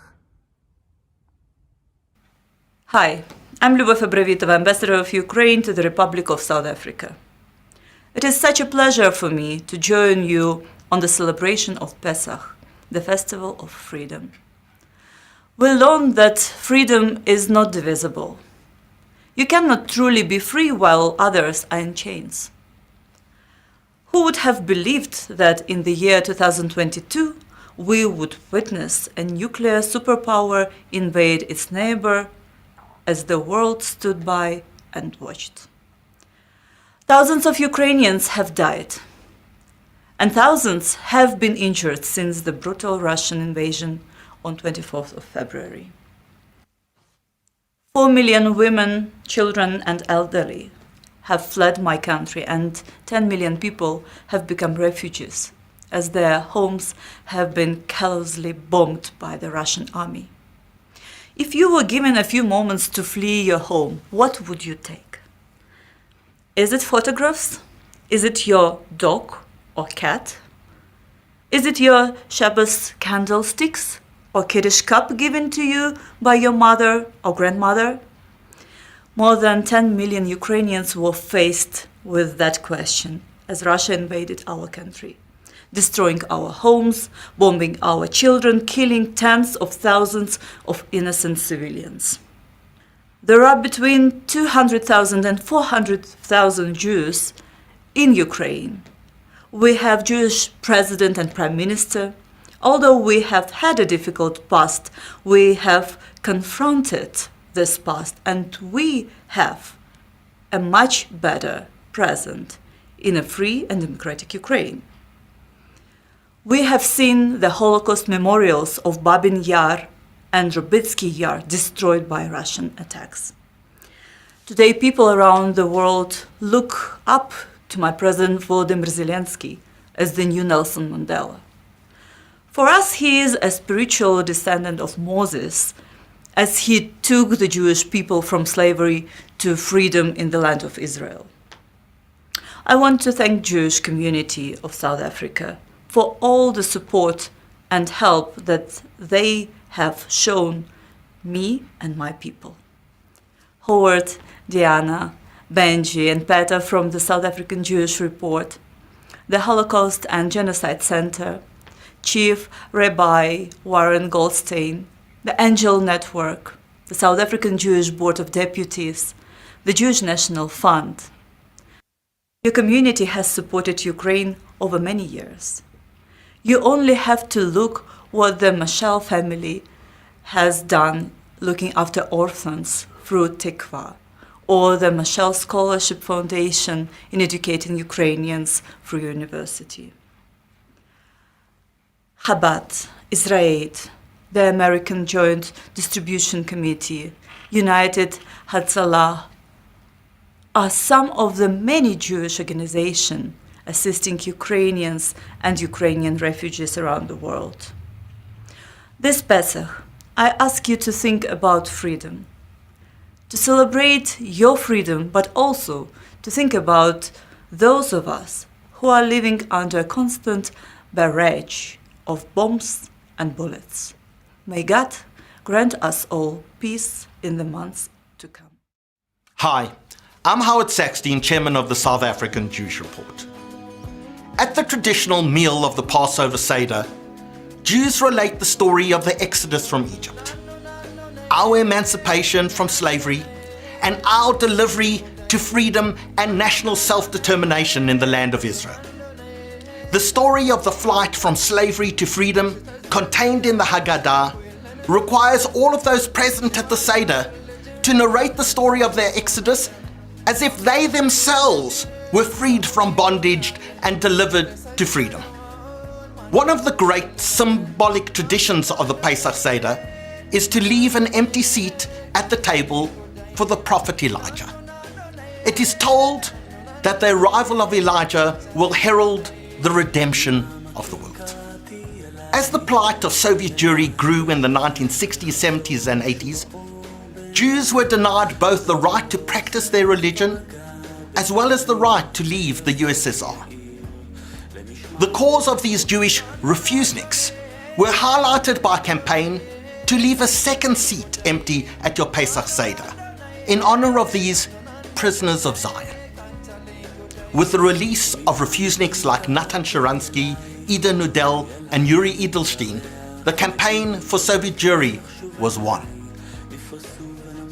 Though this year, we ask you to save a second seat at your Pesach Seder once again, to acknowledge that 4 million Ukrainian refugees have fled their country, that 10 million people have been displaced from their homes, and many of them have no homes to go back to in the face of the brutal Russian invasion of their sovereign nation. Please take a moment at your Seder table to speak about freedom. What does it mean to you? and give a thought to those who will spend this Pesach under fire in the Ukraine.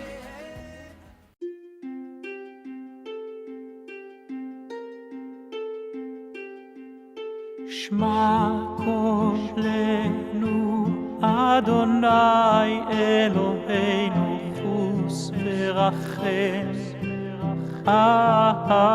aleinu v'kabel ברחמים וברצון את תפילתנו.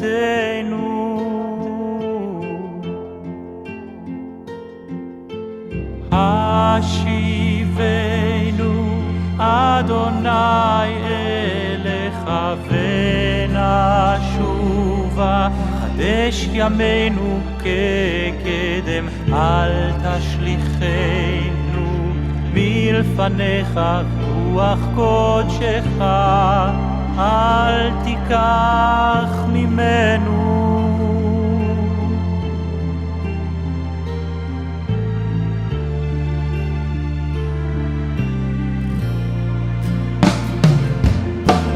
אל תשליכנו לעת זקנה ככלות כוחנו, אל תעזבנו, אל תעזבנו, שמע קולנו אדוני אלוהינו, שמע קולנו שמע.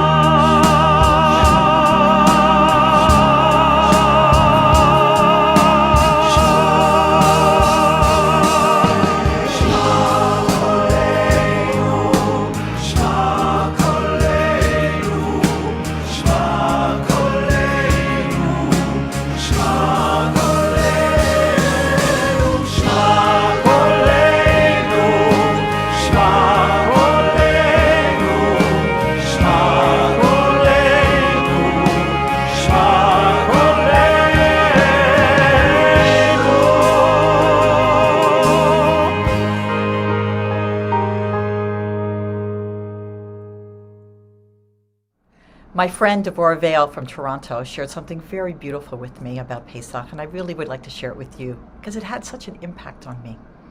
So when you are thinking about chometz, think about like when you're making bread or you're making certain desserts, that when you're using yeast and you activate it, like you put the water and some sugar to activate it and the yeast, and then you put it aside. That's what you do, and then you go on and you make the other ingredients, and then you go back to it to add to it. Think about making challah. So that yeast, sometimes it bubbles up beautifully, and sometimes it doesn't bubble up so beautifully, and sometimes it's bigger, sometimes it's smaller, and it kind of like has a life of its own. And it's a little bit chaotic, okay? It's just like, it starts, matzah's not like that. The wheat, which has to be watched from the beginning until, and so that no liquid touches it, so that it doesn't ferment in any way, and that the 18-minute process of making the matzah, and it's done with they hand shmura matzah. It's so purposeful. It's with such intent. It's not led up to chance. And that is a huge message of Pesach. When people say, "I'm so lucky," really? You're lucky? What does luck mean? Luck means that life is chaos and random. It just happened to come together. Life is not chaos and random. You're not lucky. You're blessed. When God's hand took us out of Egypt, when we saw the unbelievable hashgacha pratit, as we call it on Momentum, HP, higher power, that there's purpose and meaning and design to life, that everything happens for a reason. It's not chometz, chaos, luck. It works sometimes, it doesn't work.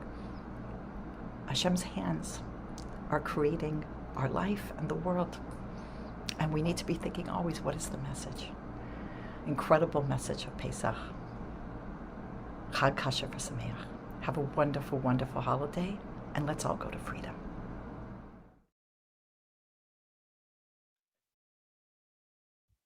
Danny, it was so amazing giving away those prizes earlier. Absolutely. The Eiger air fryer and the Volcano Bluetooth speaker. Let's give away some more prizes. Let's do it. So if you're a donor to the Jewish Abroad, if you're a patron, or if you tell us now you're going to become a donor or a patron, Number one, if you're watching on YouTube or on Facebook, just send us a quick mail to admin@shjewshreport.co.za. Tell us you're in as a donor and you'll be entered. We'll announce the winners of this after our next segment. But let's talk about some more prizes that we're giving away, as in fact Dylan brings onto the screen, if you're watching on Zoom, the fact that you're willing to become a donor to the South African Jewish Report.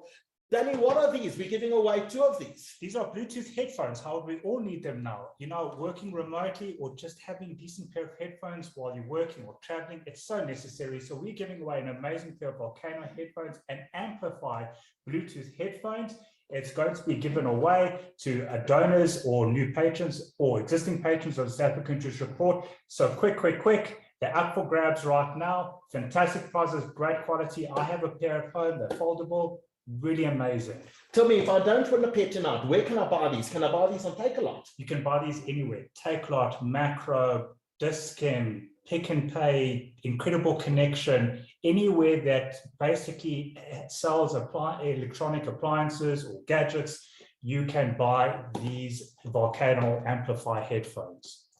So Danny, we'll announce the winners of these 2 in another few minutes after our next segment. Just a reminder, if you're on Zoom, don't forget to click I'm a donor or I'm a patron or I'm willing to become a donor or patron. You'll be entered into the draw that we'll do in another few minutes. If you're watching on YouTube or on Facebook, just send a quick email to admin@shjewshreport.co.za. You'll be included in the draw we're going to do in another few minutes. And we've got some amazing additional prizes we're going to do for you in another few minutes.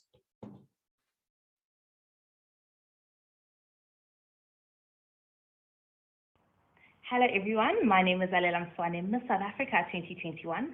As we celebrate Passover, which is the festival of freedom, let us be grateful for what we have and what we have achieved as a nation and how together we can continue to build South Africa. Chag Sameach.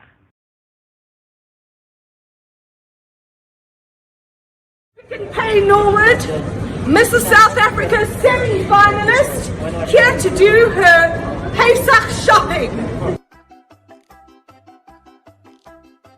132 Rand a box of matzah. I'm going to have to remortgage the house. Sir, do you have knedlach in a box? Jewish balls in a box. Have you seen Jewish balls? Thanks, Samach. I found the balls.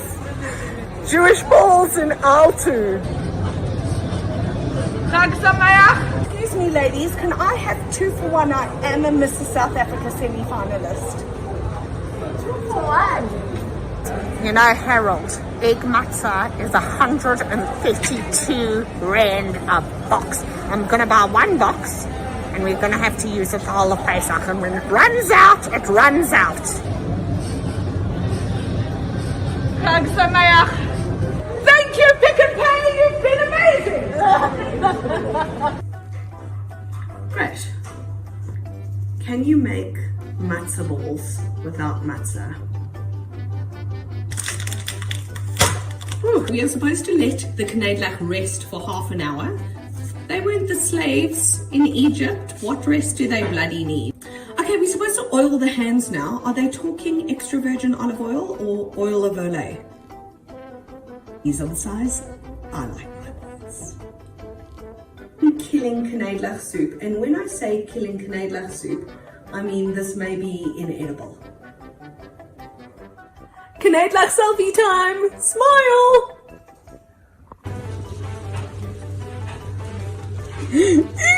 Keep our knedlach boiling in the jacuzzi for about 40 minutes. Do not lift the lid. Oh, I lifted the lid. Oh my, there's no way you can sieve the soup. We left out one vital ingredient, and that is Jewish guilt. When are you coming to visit me? Oh no, that's fine, you'll come to my funeral.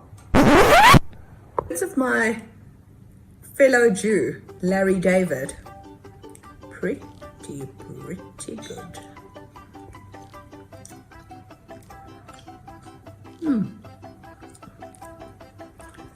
Chag Sameach, everybody! Angel Doves, it would be totally remiss of me not to use this as an opportunity to sell myself as the future Queen of South Africa. That's right, I'm a Mrs. South Africa semi-finalist. I don't yet have a silver sponsor. So if you run a small business, medium business, bloody enterprise, partner with me and let's make it all the way to the top. It is about time that a Jewish kugel comedian became queen of this country. My first order of business? I don't know, half price Louis Vuitton. I can't tell you. I don't know how much power I have. But I'm taking it very seriously. This is the most amazing program and I would love to partner with you. You guys have been amazing. I hope you are following my journey on social media at Claudine Comedy. Otherwise, just follow me for nudes. Thank you.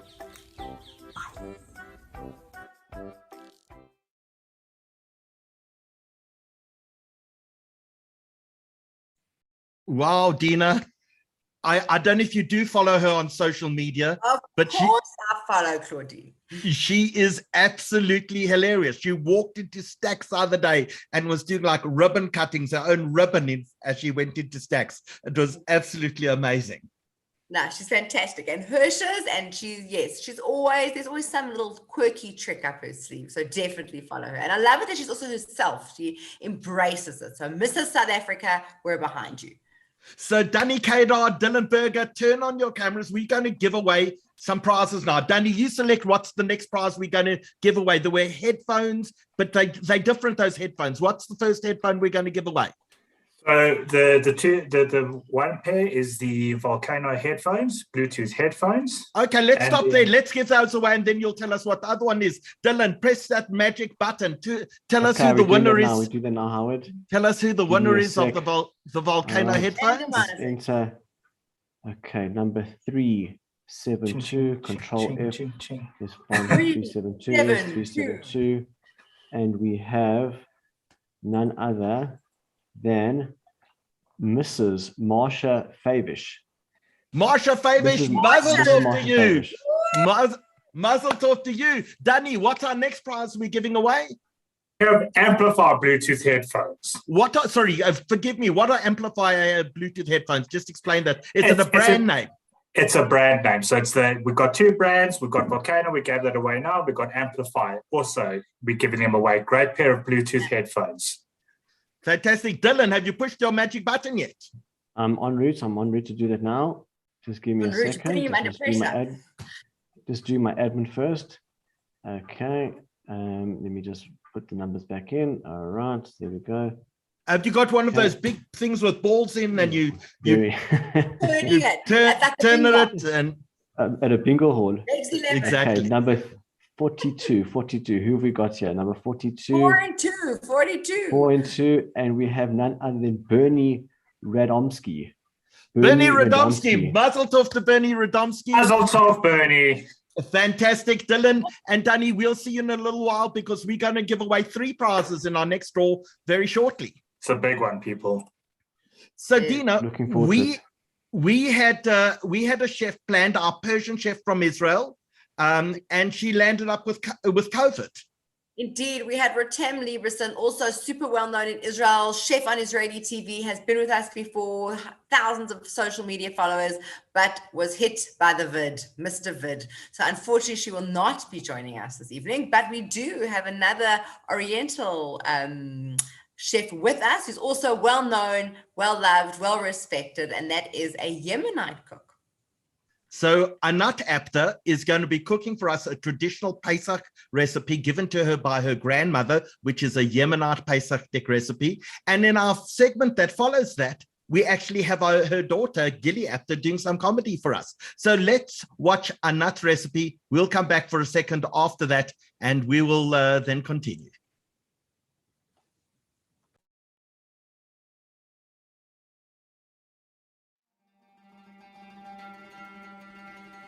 Hi, I'm your Yemenite cook again. I'm going to show you how to make a Yemenite dish that my grandmother used to make for us when we used to come to her at Pesach. Okay, so we're going to start now. We need 20 grams of butter. Let's melt it.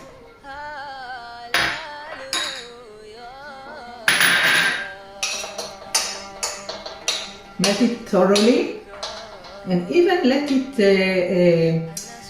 cook for few, after it's melted, for a few more seconds. Okay, now wait for a few more seconds. It gives it a good taste. The batter becomes like, almost like ghee. It's called samne in Yemenite. Now 1 spoon of sugar I'm gonna add and mix. Also melt it a little bit, but be careful that it won't get stuck to the bottom. I can smell it, it's already smells so nice. Okay.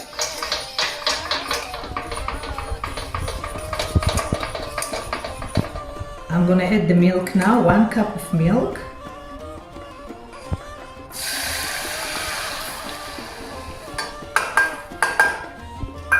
And I'm going to bring it to the boil. I can put now also the pinch of salt, but really pinch. If you use salted the batter, you don't need to add salt. Okay, I'm gonna let it boil now.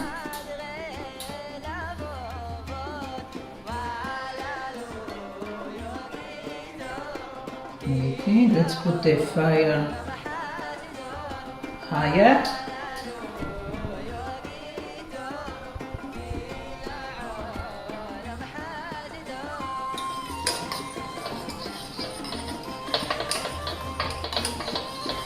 Please reduce the heat. Reduce the heat. And now I'm gonna break I wanted to say pita, of course, the matzah into it. Don't break it to 2 small pieces. Because when we eat it, we want to feel the matzah, we want to chew the matzah. Okay, 4 matzahs.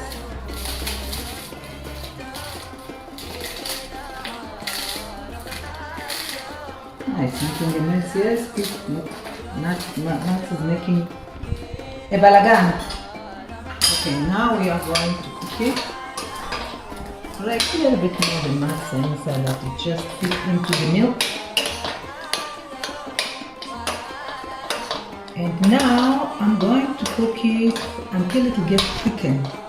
The matzah will be soft and the dish, the whole matzah, the dish will get thickened, like a porridge. It's a nice and quick meal for the children in Pesach, also for adults. We already made trials, we eat about 2 plates, my husband and myself. Okay.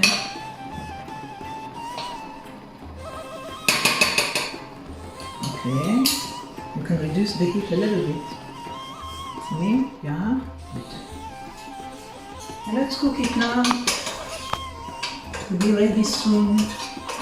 You can make it savory, you don't have to make it sweet. You can add cheese.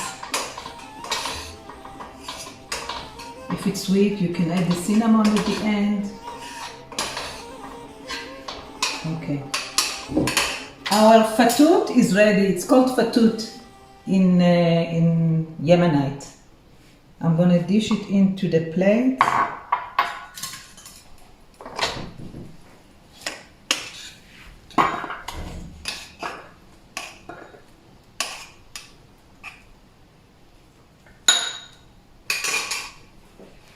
And voila! 5 minutes dish in the morning for the children. Have a wonderful Pesach.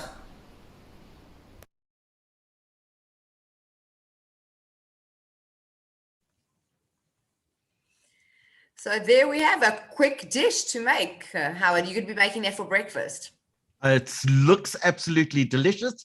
I think it's a little fattening maybe, but yeah, gonna try it one morning of Pesach. That's what they all say. So Dina, let's get on with the broadcast. We're going to come back and give away some prizes again in a few moments after Gilli Apter has done her comedy. Let's turn off our cameras.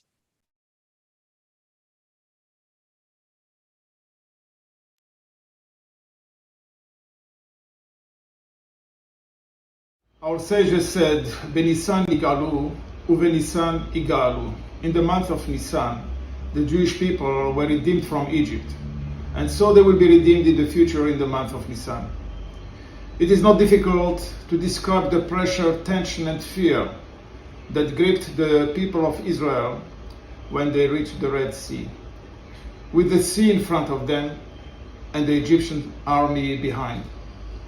Our sages described that the Israelites were divided into 4 groups facing this crisis. There were those who were desperate and considered suicide by jumping into the sea. The other group resigned themselves to go back to Egypt and slavery. The third group were not prepared to surrender and chose to fight, whilst the fourth group put their faith in Hashem's hand by praying. Our sages note that none of the groups considered the right reaction to such a crisis. Rather, a combination of positive outlook and faith in Hashem would carry them through. Here in South Africa and all over the globe, the past 2 years have been one of the most traumatic in our generation, with the corona plague. Here too, the reaction of such a crisis varied between desperation and a positive attitude for brighter times, accompanied with prayers to Hashem. This Pesach we can say, Chadesh Yamenu Kekedem, renew our days as of old. And once again, we will be able to sit at our Seder table with our loved ones, family and friends. I will say the same about our position in South Africa, where we are confronted by major challenges such as political, economic, immigration, and the dwindling of our communities. Let us act in the same preferred way, to have a positive outlook and faith in Hashem. The Jewish community in South Africa is blessed, strong, and have much going for us. I wish you all Chag Sameach. Shalom from Tel Aviv, Israel. My name is Noah Rahman. I'm the Director of Partnerships at Stand With Us. Stand With Us is an international nonprofit organization that is dedicated to bringing Israel education to Jewish communities all over the world, to tell Israel's history, to combat anti-Semitism.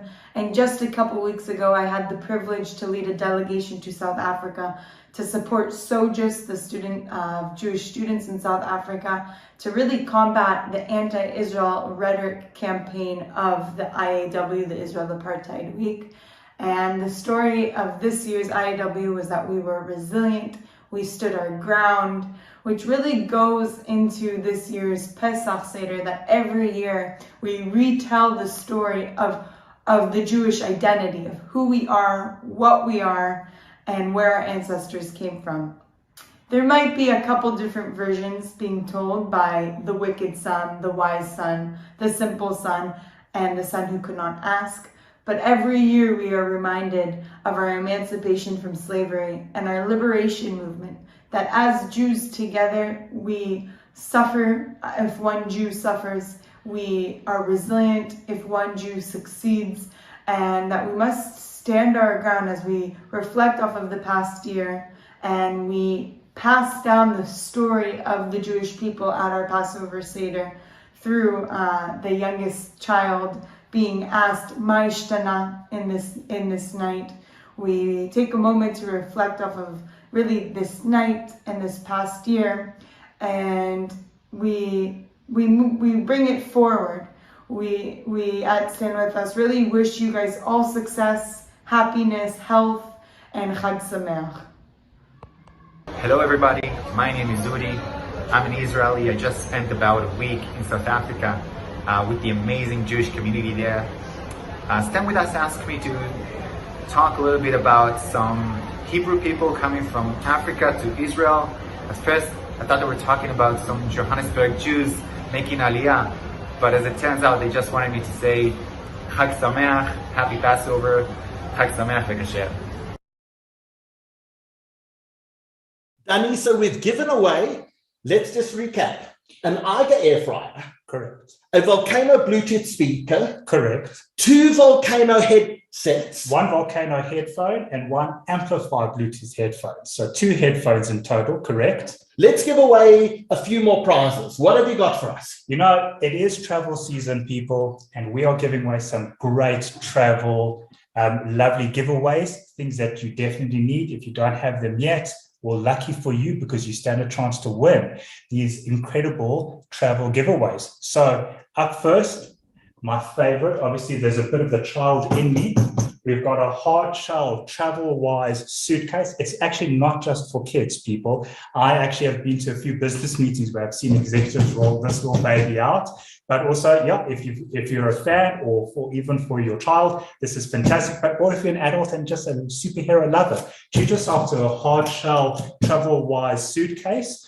And we've also got... So just before we show the other prizes that we're giving away, don't forget, you can answer on your screen now. If you're on Zoom, you can tell us that you're either a donor to the Jewish Report, or alternatively your patron, or you're willing to become a donor or patron. So answer that question now. And if you're watching on YouTube or on Facebook, just send a quick email to admin@sajewishReport.co.za, and we will add you into the draw. We're going to announce the winners of this in another few minutes. So Danny, what is this? This is another prize we're giving away. This is a Kingston's ladies laptop bag. It is actually one of our top sellers, one of the favorites amongst the ladies. So we are giving this away as well. It's a spectacular quality. It looks elegant. It's beautiful. It's 15-inch laptop bag. So we are also giving this away right now. So if you need a laptop bag, or you just want to have a spare one or additional one, or one that looks beautiful like this, enter now. And this, Danny, this I need because I'm forever running short of battery power on my cell phone. What is this? Tell us about this. This is an amplified power bank. People, you can't just get any power bank. You have very sophisticated phones. You have phones that require a hell of a lot of charge to power them up. So this is the right power bank, especially for your smartphones. We are giving this away. You don't just need this for travel purposes. Sadly, load shedding, or when you're just traveling a lot in business meetings, you need a power bank. So we are giving away an amplified supercharged power bank as well. Don't forget to make sure that you're a donor to the South African Jewish Report, or a patron to the South African Jewish Report, and you can be entered into these prize giveaways, and we will announce the winners of that amazing Superman hard shell bag, this fantastic ladies computer bag, and this power bank. We're going to announce the winners in another few minutes. Hello, it's me, Gilly. I recently asked my niece, who's 3.5 years old, to tell me the story of Pesach. And she had a lot to say about it, but what seemed to stand out for her was this part of the story. The Jews were packing their bags very quickly. They don't, otherwise King Paro will change his mind. And when I asked her what would happen if King Paro changed his mind, she said, they have to work very hard. Oh. The Jews would have to work very hard. We can't have that, can we? No wonder that part of the story made such a strong impression on her. Say it's on a show called Only Jokes Allowed, which is currently streaming on Netflix. And if you haven't seen it yet, what are you waiting for? But I should tell you that I wrote that joke because I knew in my soul that at some point, Howie Sackstein would ask me to make a Pesach-themed video for the Jewish Report, and I wanted to be prepared. Now, if that isn't dedication to one's community, I don't know what is. Wishing you a very good Yontiv and a Chag Sameach.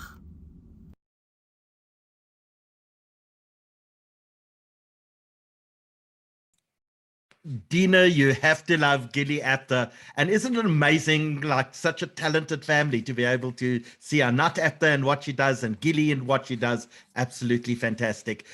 Absolutely. I couldn't agree more. We love them. Dylan Berger, we're giving away 3 prizes, so you better turn on your camera really quickly. So, Danny, you select which is the first prize of the 3 prizes we're going to give away now. Let's do the hard shell Superman travel bag, the hard shell ABS trolley bag, suitcase. Sorry, cool. I think that's great. It's so cool. It's so cool. I need one of those. So, Dylan Berger, are you pushing your magic button? Yeah, I'm about to press. Are you audited by one of the big accountancy firms? Yeah, I can't wait for them to come check our records tomorrow. All right, fine. Click the button. random number is number 6. Let's find out who that is on our spreadsheet. Number 6. You must say it like number 6. He's going to build that into the model. Sorry, the drum roll. Yes. You think I would have had a bit more practice by now. Okay, ladies and gentlemen, just give me a second. There's obviously a lot of number 6s here. And ladies and gentlemen, we have none other than... Oh, sorry, it's taking a little bit longer than I had hoped. Well, I hope this person's as nervous as I am. We'll put sound effect in. If we would have known, we would have had drum rolls. We'll work on it. All right, it's coming up right here. It's coming up right here. It's coming. Oh, I'll tell you exactly how to do this. All right, it's just. We may need some. There we go. We got Louis Abrams. Lou Abrams wins. That's fantastic. Lou Abrams is 92, but he's still traveling. So fantastic. I'm sure he looks forward to having that.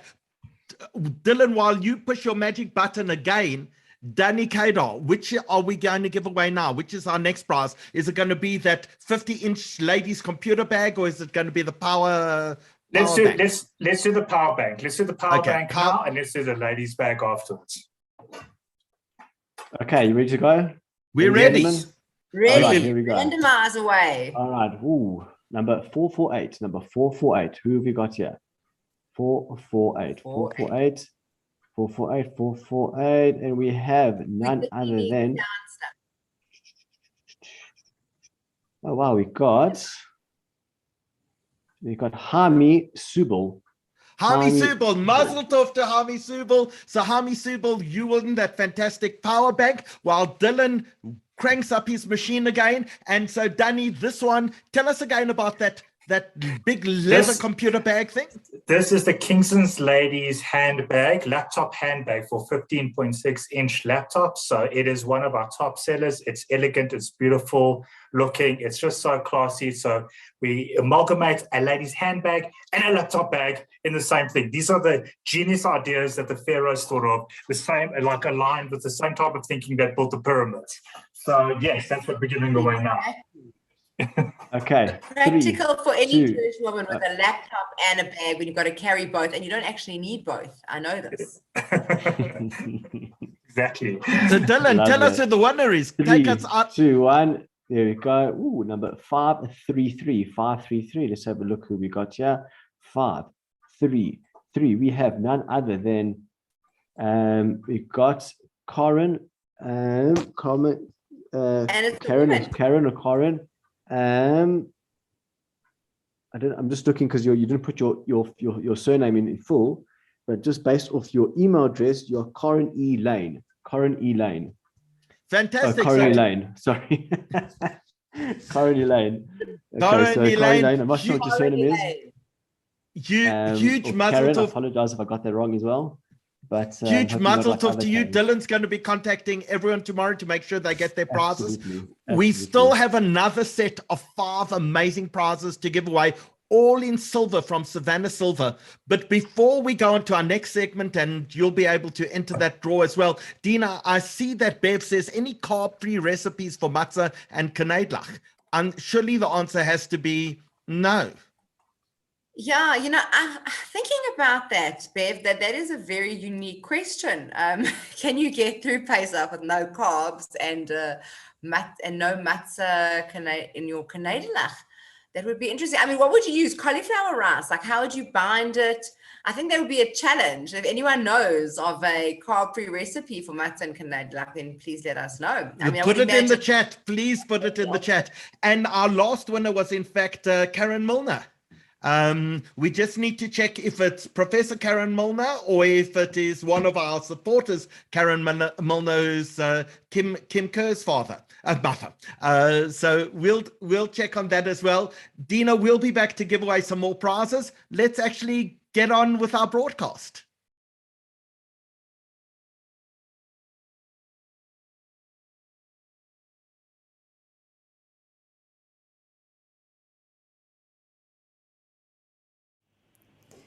I am Cantor Julia Cadrain of Central Synagogue in New York City. To South African Jews and to Jews all around the world, I want to wish you a Chag Sameach, a happy Passover. May you find joy and meaning and richness in this season of renewal and redemption and freedom. I offer you the 4 questions.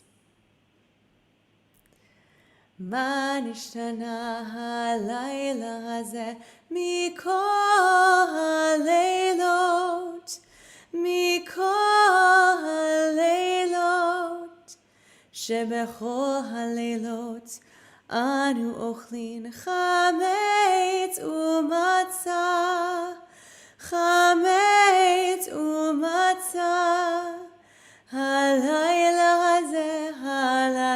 hazeh, kulo matzah, halayla hazeh, kulo matzah, shebechol halelot anu ochlin she'ar yirakot, she'ar yirakot, halayla hazeh,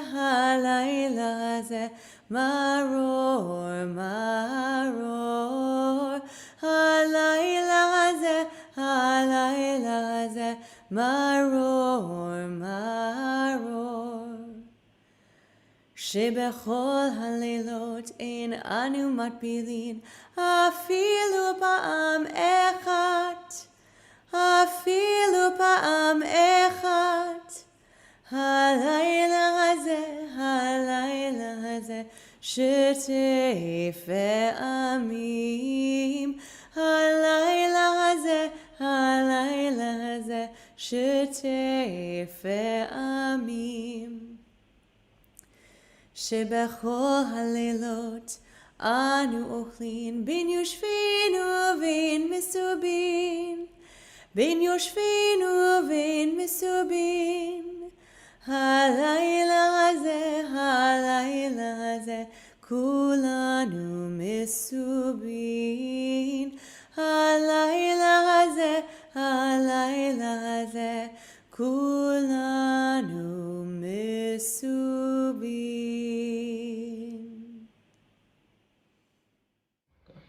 Hello everybody.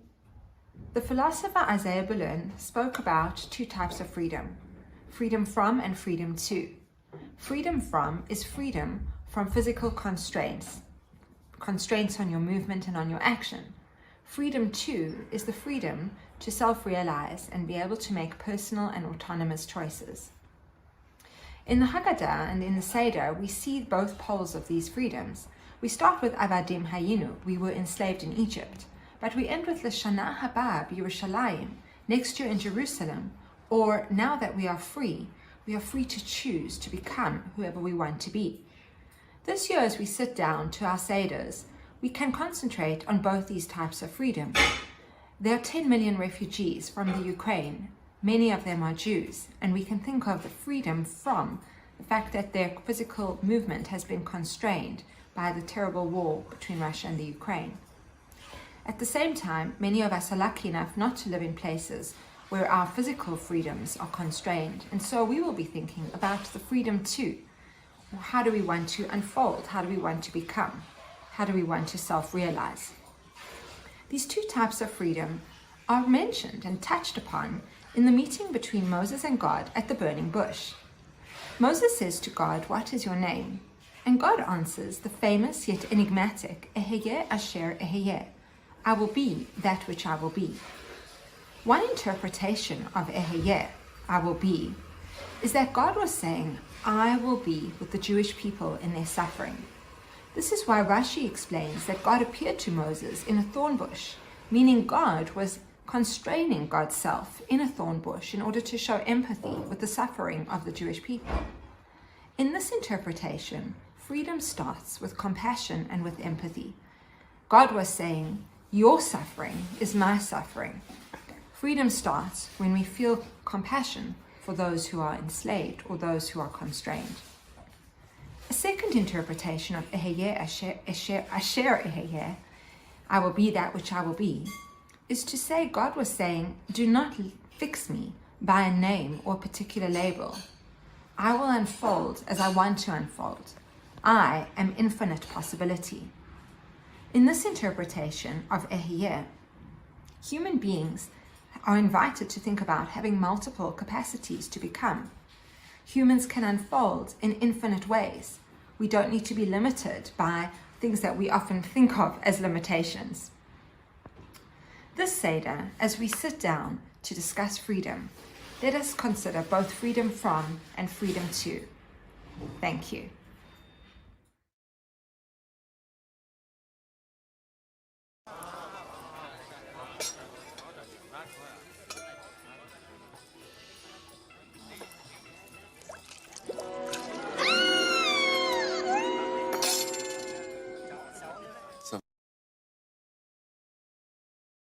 So Danny, we've got a massive giveaway now. Barry and Andrea Fink have given us from Savannah Silverware some amazing prizes that we're going to give away. Let's show the prizes, but you're only eligible to win one of these prizes if you're a donor to the South African Jewish Report, or if you're a patron to the South African Jewish Report. So if you're watching on Zoom and you're not yet a patron or a donor, please click now on the poll in front of you to tell us you either are or you're willing to become a patron, or you are a donor or willing to become a donor. Similarly, if you're watching us on YouTube or Facebook, send a quick email to admin@sajewshreport.co.za and say, I'm going to be a donor, please sign me up. And then you'll be eligible for our draw, because we're going to announce the winners of this in the next few minutes. But let's talk about some of the amazing prizes we're giving away. So from Savannah Silverware, this is a waxing becker in silver. How gorgeous is that? It's magnificent. That. And how about a kiddish cup? You know, you don't have enough kiddish cups. No one has enough kiddish cups. You need another kiddish cup. You need one right now. You need to become a donor or a patron of the South African Jewish Report. Or if you are, come and claim your goodies. So tell us what else we're going to give away in silverware from Savannah Silverware. So we all, please God, light Shabbos candles every single week. We've got these lovely little these tea light holders for your Shabbos candles. It looks beautiful. It really just... You stick them into the top of the Shabbos candles. I think so. Right? You stick them on top. I mean, obviously, I don't understand all the mechanisms. No, then you put the tea light on top of that. You don't have any mess or anything like that, but they're beautiful. In silver from Savannah Silverware. And look at that. How gorgeous is that? Look at these wonderful things. So when you're saying kiddish and you want to give out your little, kiddish cups, beautiful in silver, guys. This is beautiful silverware happening right here. From Savannah Silverware, we're going to give away. So let's just a reminder. If you're a patron of the South African Jewish Report, paying us 180 Rand a month for all of our webinars and for the newspaper and everything that we do for you, or if you're a donor, you're going to be eligible to win either this amazing kiddish cup, or this Vassing Becher, or these amazing candlestick top things. We don't know actually what they're called, or alternatively, these incredible 6 kiddish cups as well on a silver tray, courtesy of Savannah Silverware. We really want you to be part of that. So make sure you tell us you're a donor or you're about to become a donor, and you're going to be eligible to win one of these magnificent prizes. And when we come back, we're actually going to do the draw for that. So best of luck to you. This is absolutely beautiful, and we can't wait to give those away. To our wonderful community in South Africa from the shores of Cape Town. As the festival of Pesach approaches, I'm already thinking about what I'm going to break it on. Is it a beer? Is it some pizza? And the reality strikes us that the essence of this entire festival, the climax of our liberation, was experienced at the crossing of Yam Suf. And the concept that is found within the Yam Suf is revealed to us by the Gemara, that tells us, unlike how we mostly think that the crossing took place from one side of the ocean to the other, the Gemara tells us that we Jewish people had to complicate things, and instead of going all the way to the other side, took a U-turn and came back to the exact place that we were standing. And this, my friends, I think, is the essence of Pesach. Most of us, all of us, are entrapped by something. We feel a state of constriction where we long for a state of liberation, for freedom, not only in an external space, but more so on an internal level. And the revelation of Pesach is that instead of constantly waiting and constantly striving to perfect the externality of what may be holding us back, the revelation of Pesach is to teach us that true liberation, true freedom is discovered within. Not only within, but in the exact moment that you are inhabiting your life right now. We say that Pesach is the festival of Emunah, a time of faith, a time of deep, deep connection. And most people think that Emunah is saying, you know what, I have faith that everything will be okay. But the rabbis teach us that true Emunah is not saying that everything will be okay. True Emunah is saying that everything is okay right now. My blessing to every single one of you is that this Pesach should be a revelation of deep emunah, deep liberation, in realizing freedom is not found only from without, but it's found within us. The ability to absorb the experience of every single moment in a state of revelation that am I able to be happy right now, despite the imperfections, despite all of the perceived difficulties. Hashem is with me right now, and I'm free right now in this moment.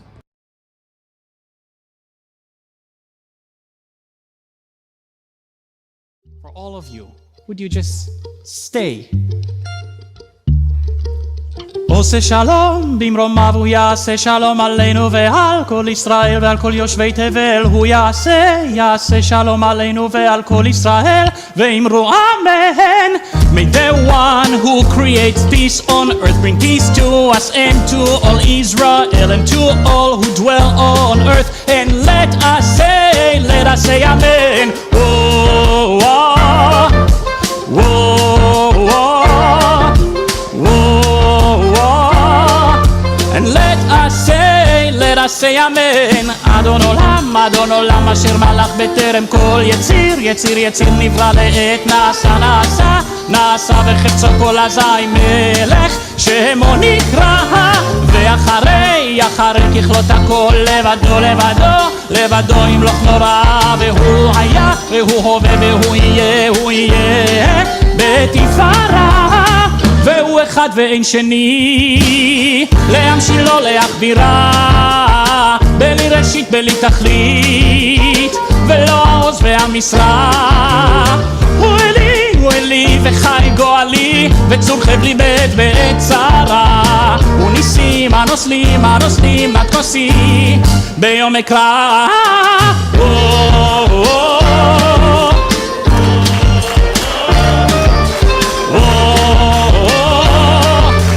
Love you, Lola, let us sing together.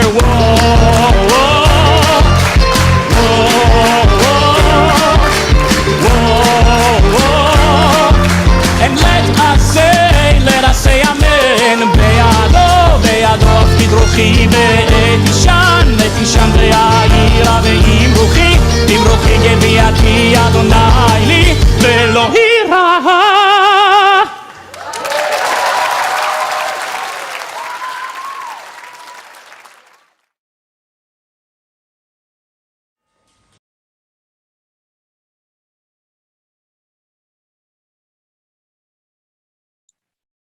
So guys, this is the last set of prizes we're going to give away this evening. We've got 4 magnificent prizes to go. Danny, should we start with that magnificent silver Wassingbecher? Definitely, let's do it. Stellenberger, let's rock and roll. You cranking rock and roll. Who's going to win that? Prize. All right, there we go. Hit the numbers. 5, 3, 536. And we have none other than 536. We have Denise. Denise, you are got no surname. You do have a surname. Denise, you are Roditi. Denise Roditi. Mazel tov, you get that magnificent silver Wassingbecher. Danny, which of the next prizes should we give away? Let's do the mini kiddish cups. Let's do it. It's 6 little kiddish cups on a silver tray, and Dylan is cranking his handle. The balls are busy floating around. One's pulled out. We'll read the number, and the number on the ball praying it's me. It's 134. 134. Josh. I apologize if I pronounced your name incorrectly. Galber. G-L-A-U-B-E-R. Josh, G-L-A-U-B-E-R. That's correct. That's the one. Josh Glober. Josh is Glober. expecting any day now. Mazel tov, Josh. And that's a fantastic prize on the start of your new family. Very, very excited. Mazel tov, B'shatova. That's very exciting. It's very exciting. Cool. Danny, are we going Danny, are we going to give away those candlestick tops, or are we going to give away the same thing? Or the big kiddish cup? Which one we're going to do? No, let's do the candle holders. We'll do the kiddish cup last. The candle holders are next. These 2 magnificent candle holders. You put your tea lights on top of them. And Dylan, tell us what's popping out of your magic machine. It's number 504, and we have Elaine Scher. Nice. Mazal tov to you. That's fantastic. And the last prize that we're giving away this evening. Who answered a poll this evening, just so you know. That's how live we are. That's how fresh our data is at the moment. Yeah. Responsive we are. Fantastic. Right. So the last prize we're giving away is this beautiful kiddish becher. It's absolutely beautiful. It's courtesy of Savannah Silver, and that's going to be our last winner for tonight. Okay, drum roll. Howard, here we go. There we go. Enter. Ooh, number 59. Nice. Quick, easy number to get to. We've got Gerald Schneider. Mazal tov. Tomorrow, all of our winners. Dylan is going to be contacting you, and we'll arrange to get you all of your prizes that you've won tonight. So the 11 people who've won prizes this evening, a huge mazel tov to you. And for our last segment, Dina, you and I were in Pretoria this week. We spent a morning with the Ukrainian ambassador, and she wanted to teach us a traditional Ukrainian borscht, which is kosher for Passover. It's completely Pesachnik. It was absolutely delicious. Vegetarian, because people were asking about vegetarian recipes. So it is vegetarian and vegan. So we did have someone who asked us a question a little earlier about can you in fact do matzah balls or matzah that's in fact carb free. And I got a message from Lauren Bulkin. She said, look out for the Jewish Report newspaper this week, because she's doing some stuff with cauliflowers. And I think they're cauliflower matzah balls, as I understand them. And Errol Husband tells me they're absolutely delicious. So don't miss this week's edition of the South African Jewish Report, coming out on Wednesday. It's our Pesach edition, and they're going to be fantastic Pesach recipes in that. But Dina, let's watch our last segment. It's all about borscht. It's all about Ukraine, and we'll see everyone after Yom Tov again. Thank you for watching us this evening, and Chag Kasher v'Samach. Have a peaceful Pesach that leads us all to freedom. Absolutely. Chag Sameach.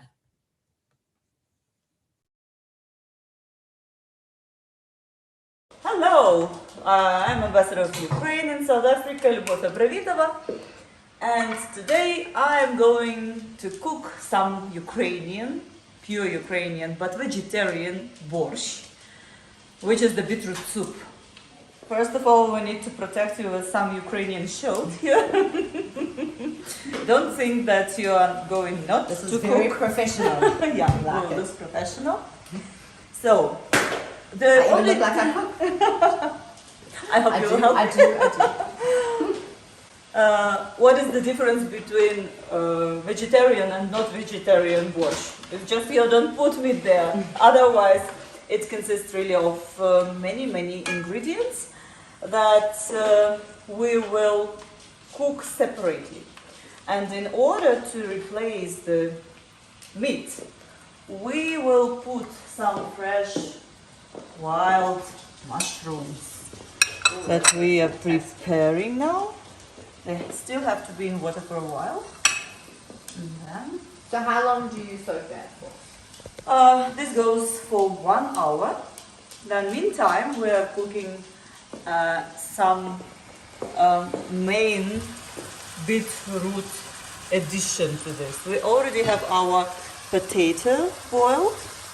I will switch it off now. We didn't put salt or pepper or any spices yet anywhere. Usually we cook a very big pot of borscht. Why we do it? Because we have big families, we want to eat it, but the borscht which you cooked yesterday is always better to eat next day. That's why it must be a lot that you can eat it next day. So the time consumption is something that comes out, and of course you cannot cook it every day. It takes 2 hours at least to make it done. No, it's a pleasure. And winter's coming up, so this is the perfect comfort food as well. So it's good for Pesach, and it's going to be good for the winter season. And interestingly, in Ukraine, in different regions, you will find completely different ingredients. The main ones that always will be potato, carrots, onions, and cabbage. Otherwise, you will see people would add beans or different types of mushrooms, different meats. Someone likes it very fat, someone doesn't like. So with our vegetarian borscht, we first crushed some onions. Now we make them a little bit golden, and then we will put some carrots there and beetroot. This is what will make our borscht red. And meantime, we boiled some potato. This will be the soup base for this dish today. Yeah, and meantime, our mushrooms, we'll wash them properly. That's important. So we will boil our mushrooms separately just to make sure we are on the safe side. We didn't pick up them in the forest, so we found them in the official store, but meantime we want to be on the safe side. Usually, if you want to know that the mushroom is not spoiled, you put the whole onions when you boil it, and if onion is changing its color, that means that something is wrong with the mushroom. Oh, I never knew that. Yeah, well, we already put some mushrooms to boil them, and to see if they are not spoiled, we put some onions there. If the onions still white, that means the mushrooms are very good. Oh, meantime, we are adding our carrots just for 2-3 minutes, and after this we will add some beetroot. 2-3 minutes, and then another ingredient is coming and joining there. Well, now we will add the beetroot, and there is one small secret, because if you want your borscht to be nice and beautiful, you want your beetroot to be dark, then if we leave it now without adding tomato, it will be very pale. So immediately when I put it, I will put our tomato. And that's canned chopped peeled tomato. Mm-hmm. We can always use the fresh ones, but I believe that it will save some time for us. But I also will add some tomato juice. And there are no limits. In your recipe, you do your borscht as you feel it. Well, and as it was promised, some tomato juice. For now, we put only one. So, Ambassador, that's a little like Bloody Mary. Unfortunately, no. It's still too early, yeah, so it's just juice without vodka. But do you know that sometimes in different soups, Ukrainians adding some vodka, especially when it comes to the fish soup. When you finish to boil it, to cook it, you put some spices, salt and pepper, and you put a little bit of vodka there and you mix it. If you do it somewhere outside, as we usually do our barbecues, then you can take a burning log and put it inside of your fish soup. It gives some smoky smell to the soup. Very nice.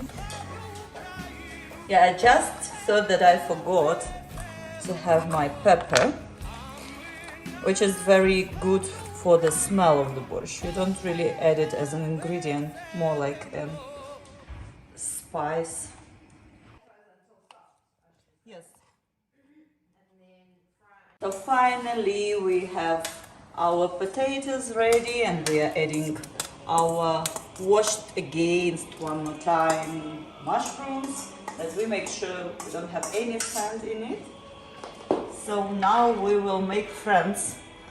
We're doing all these ingredients.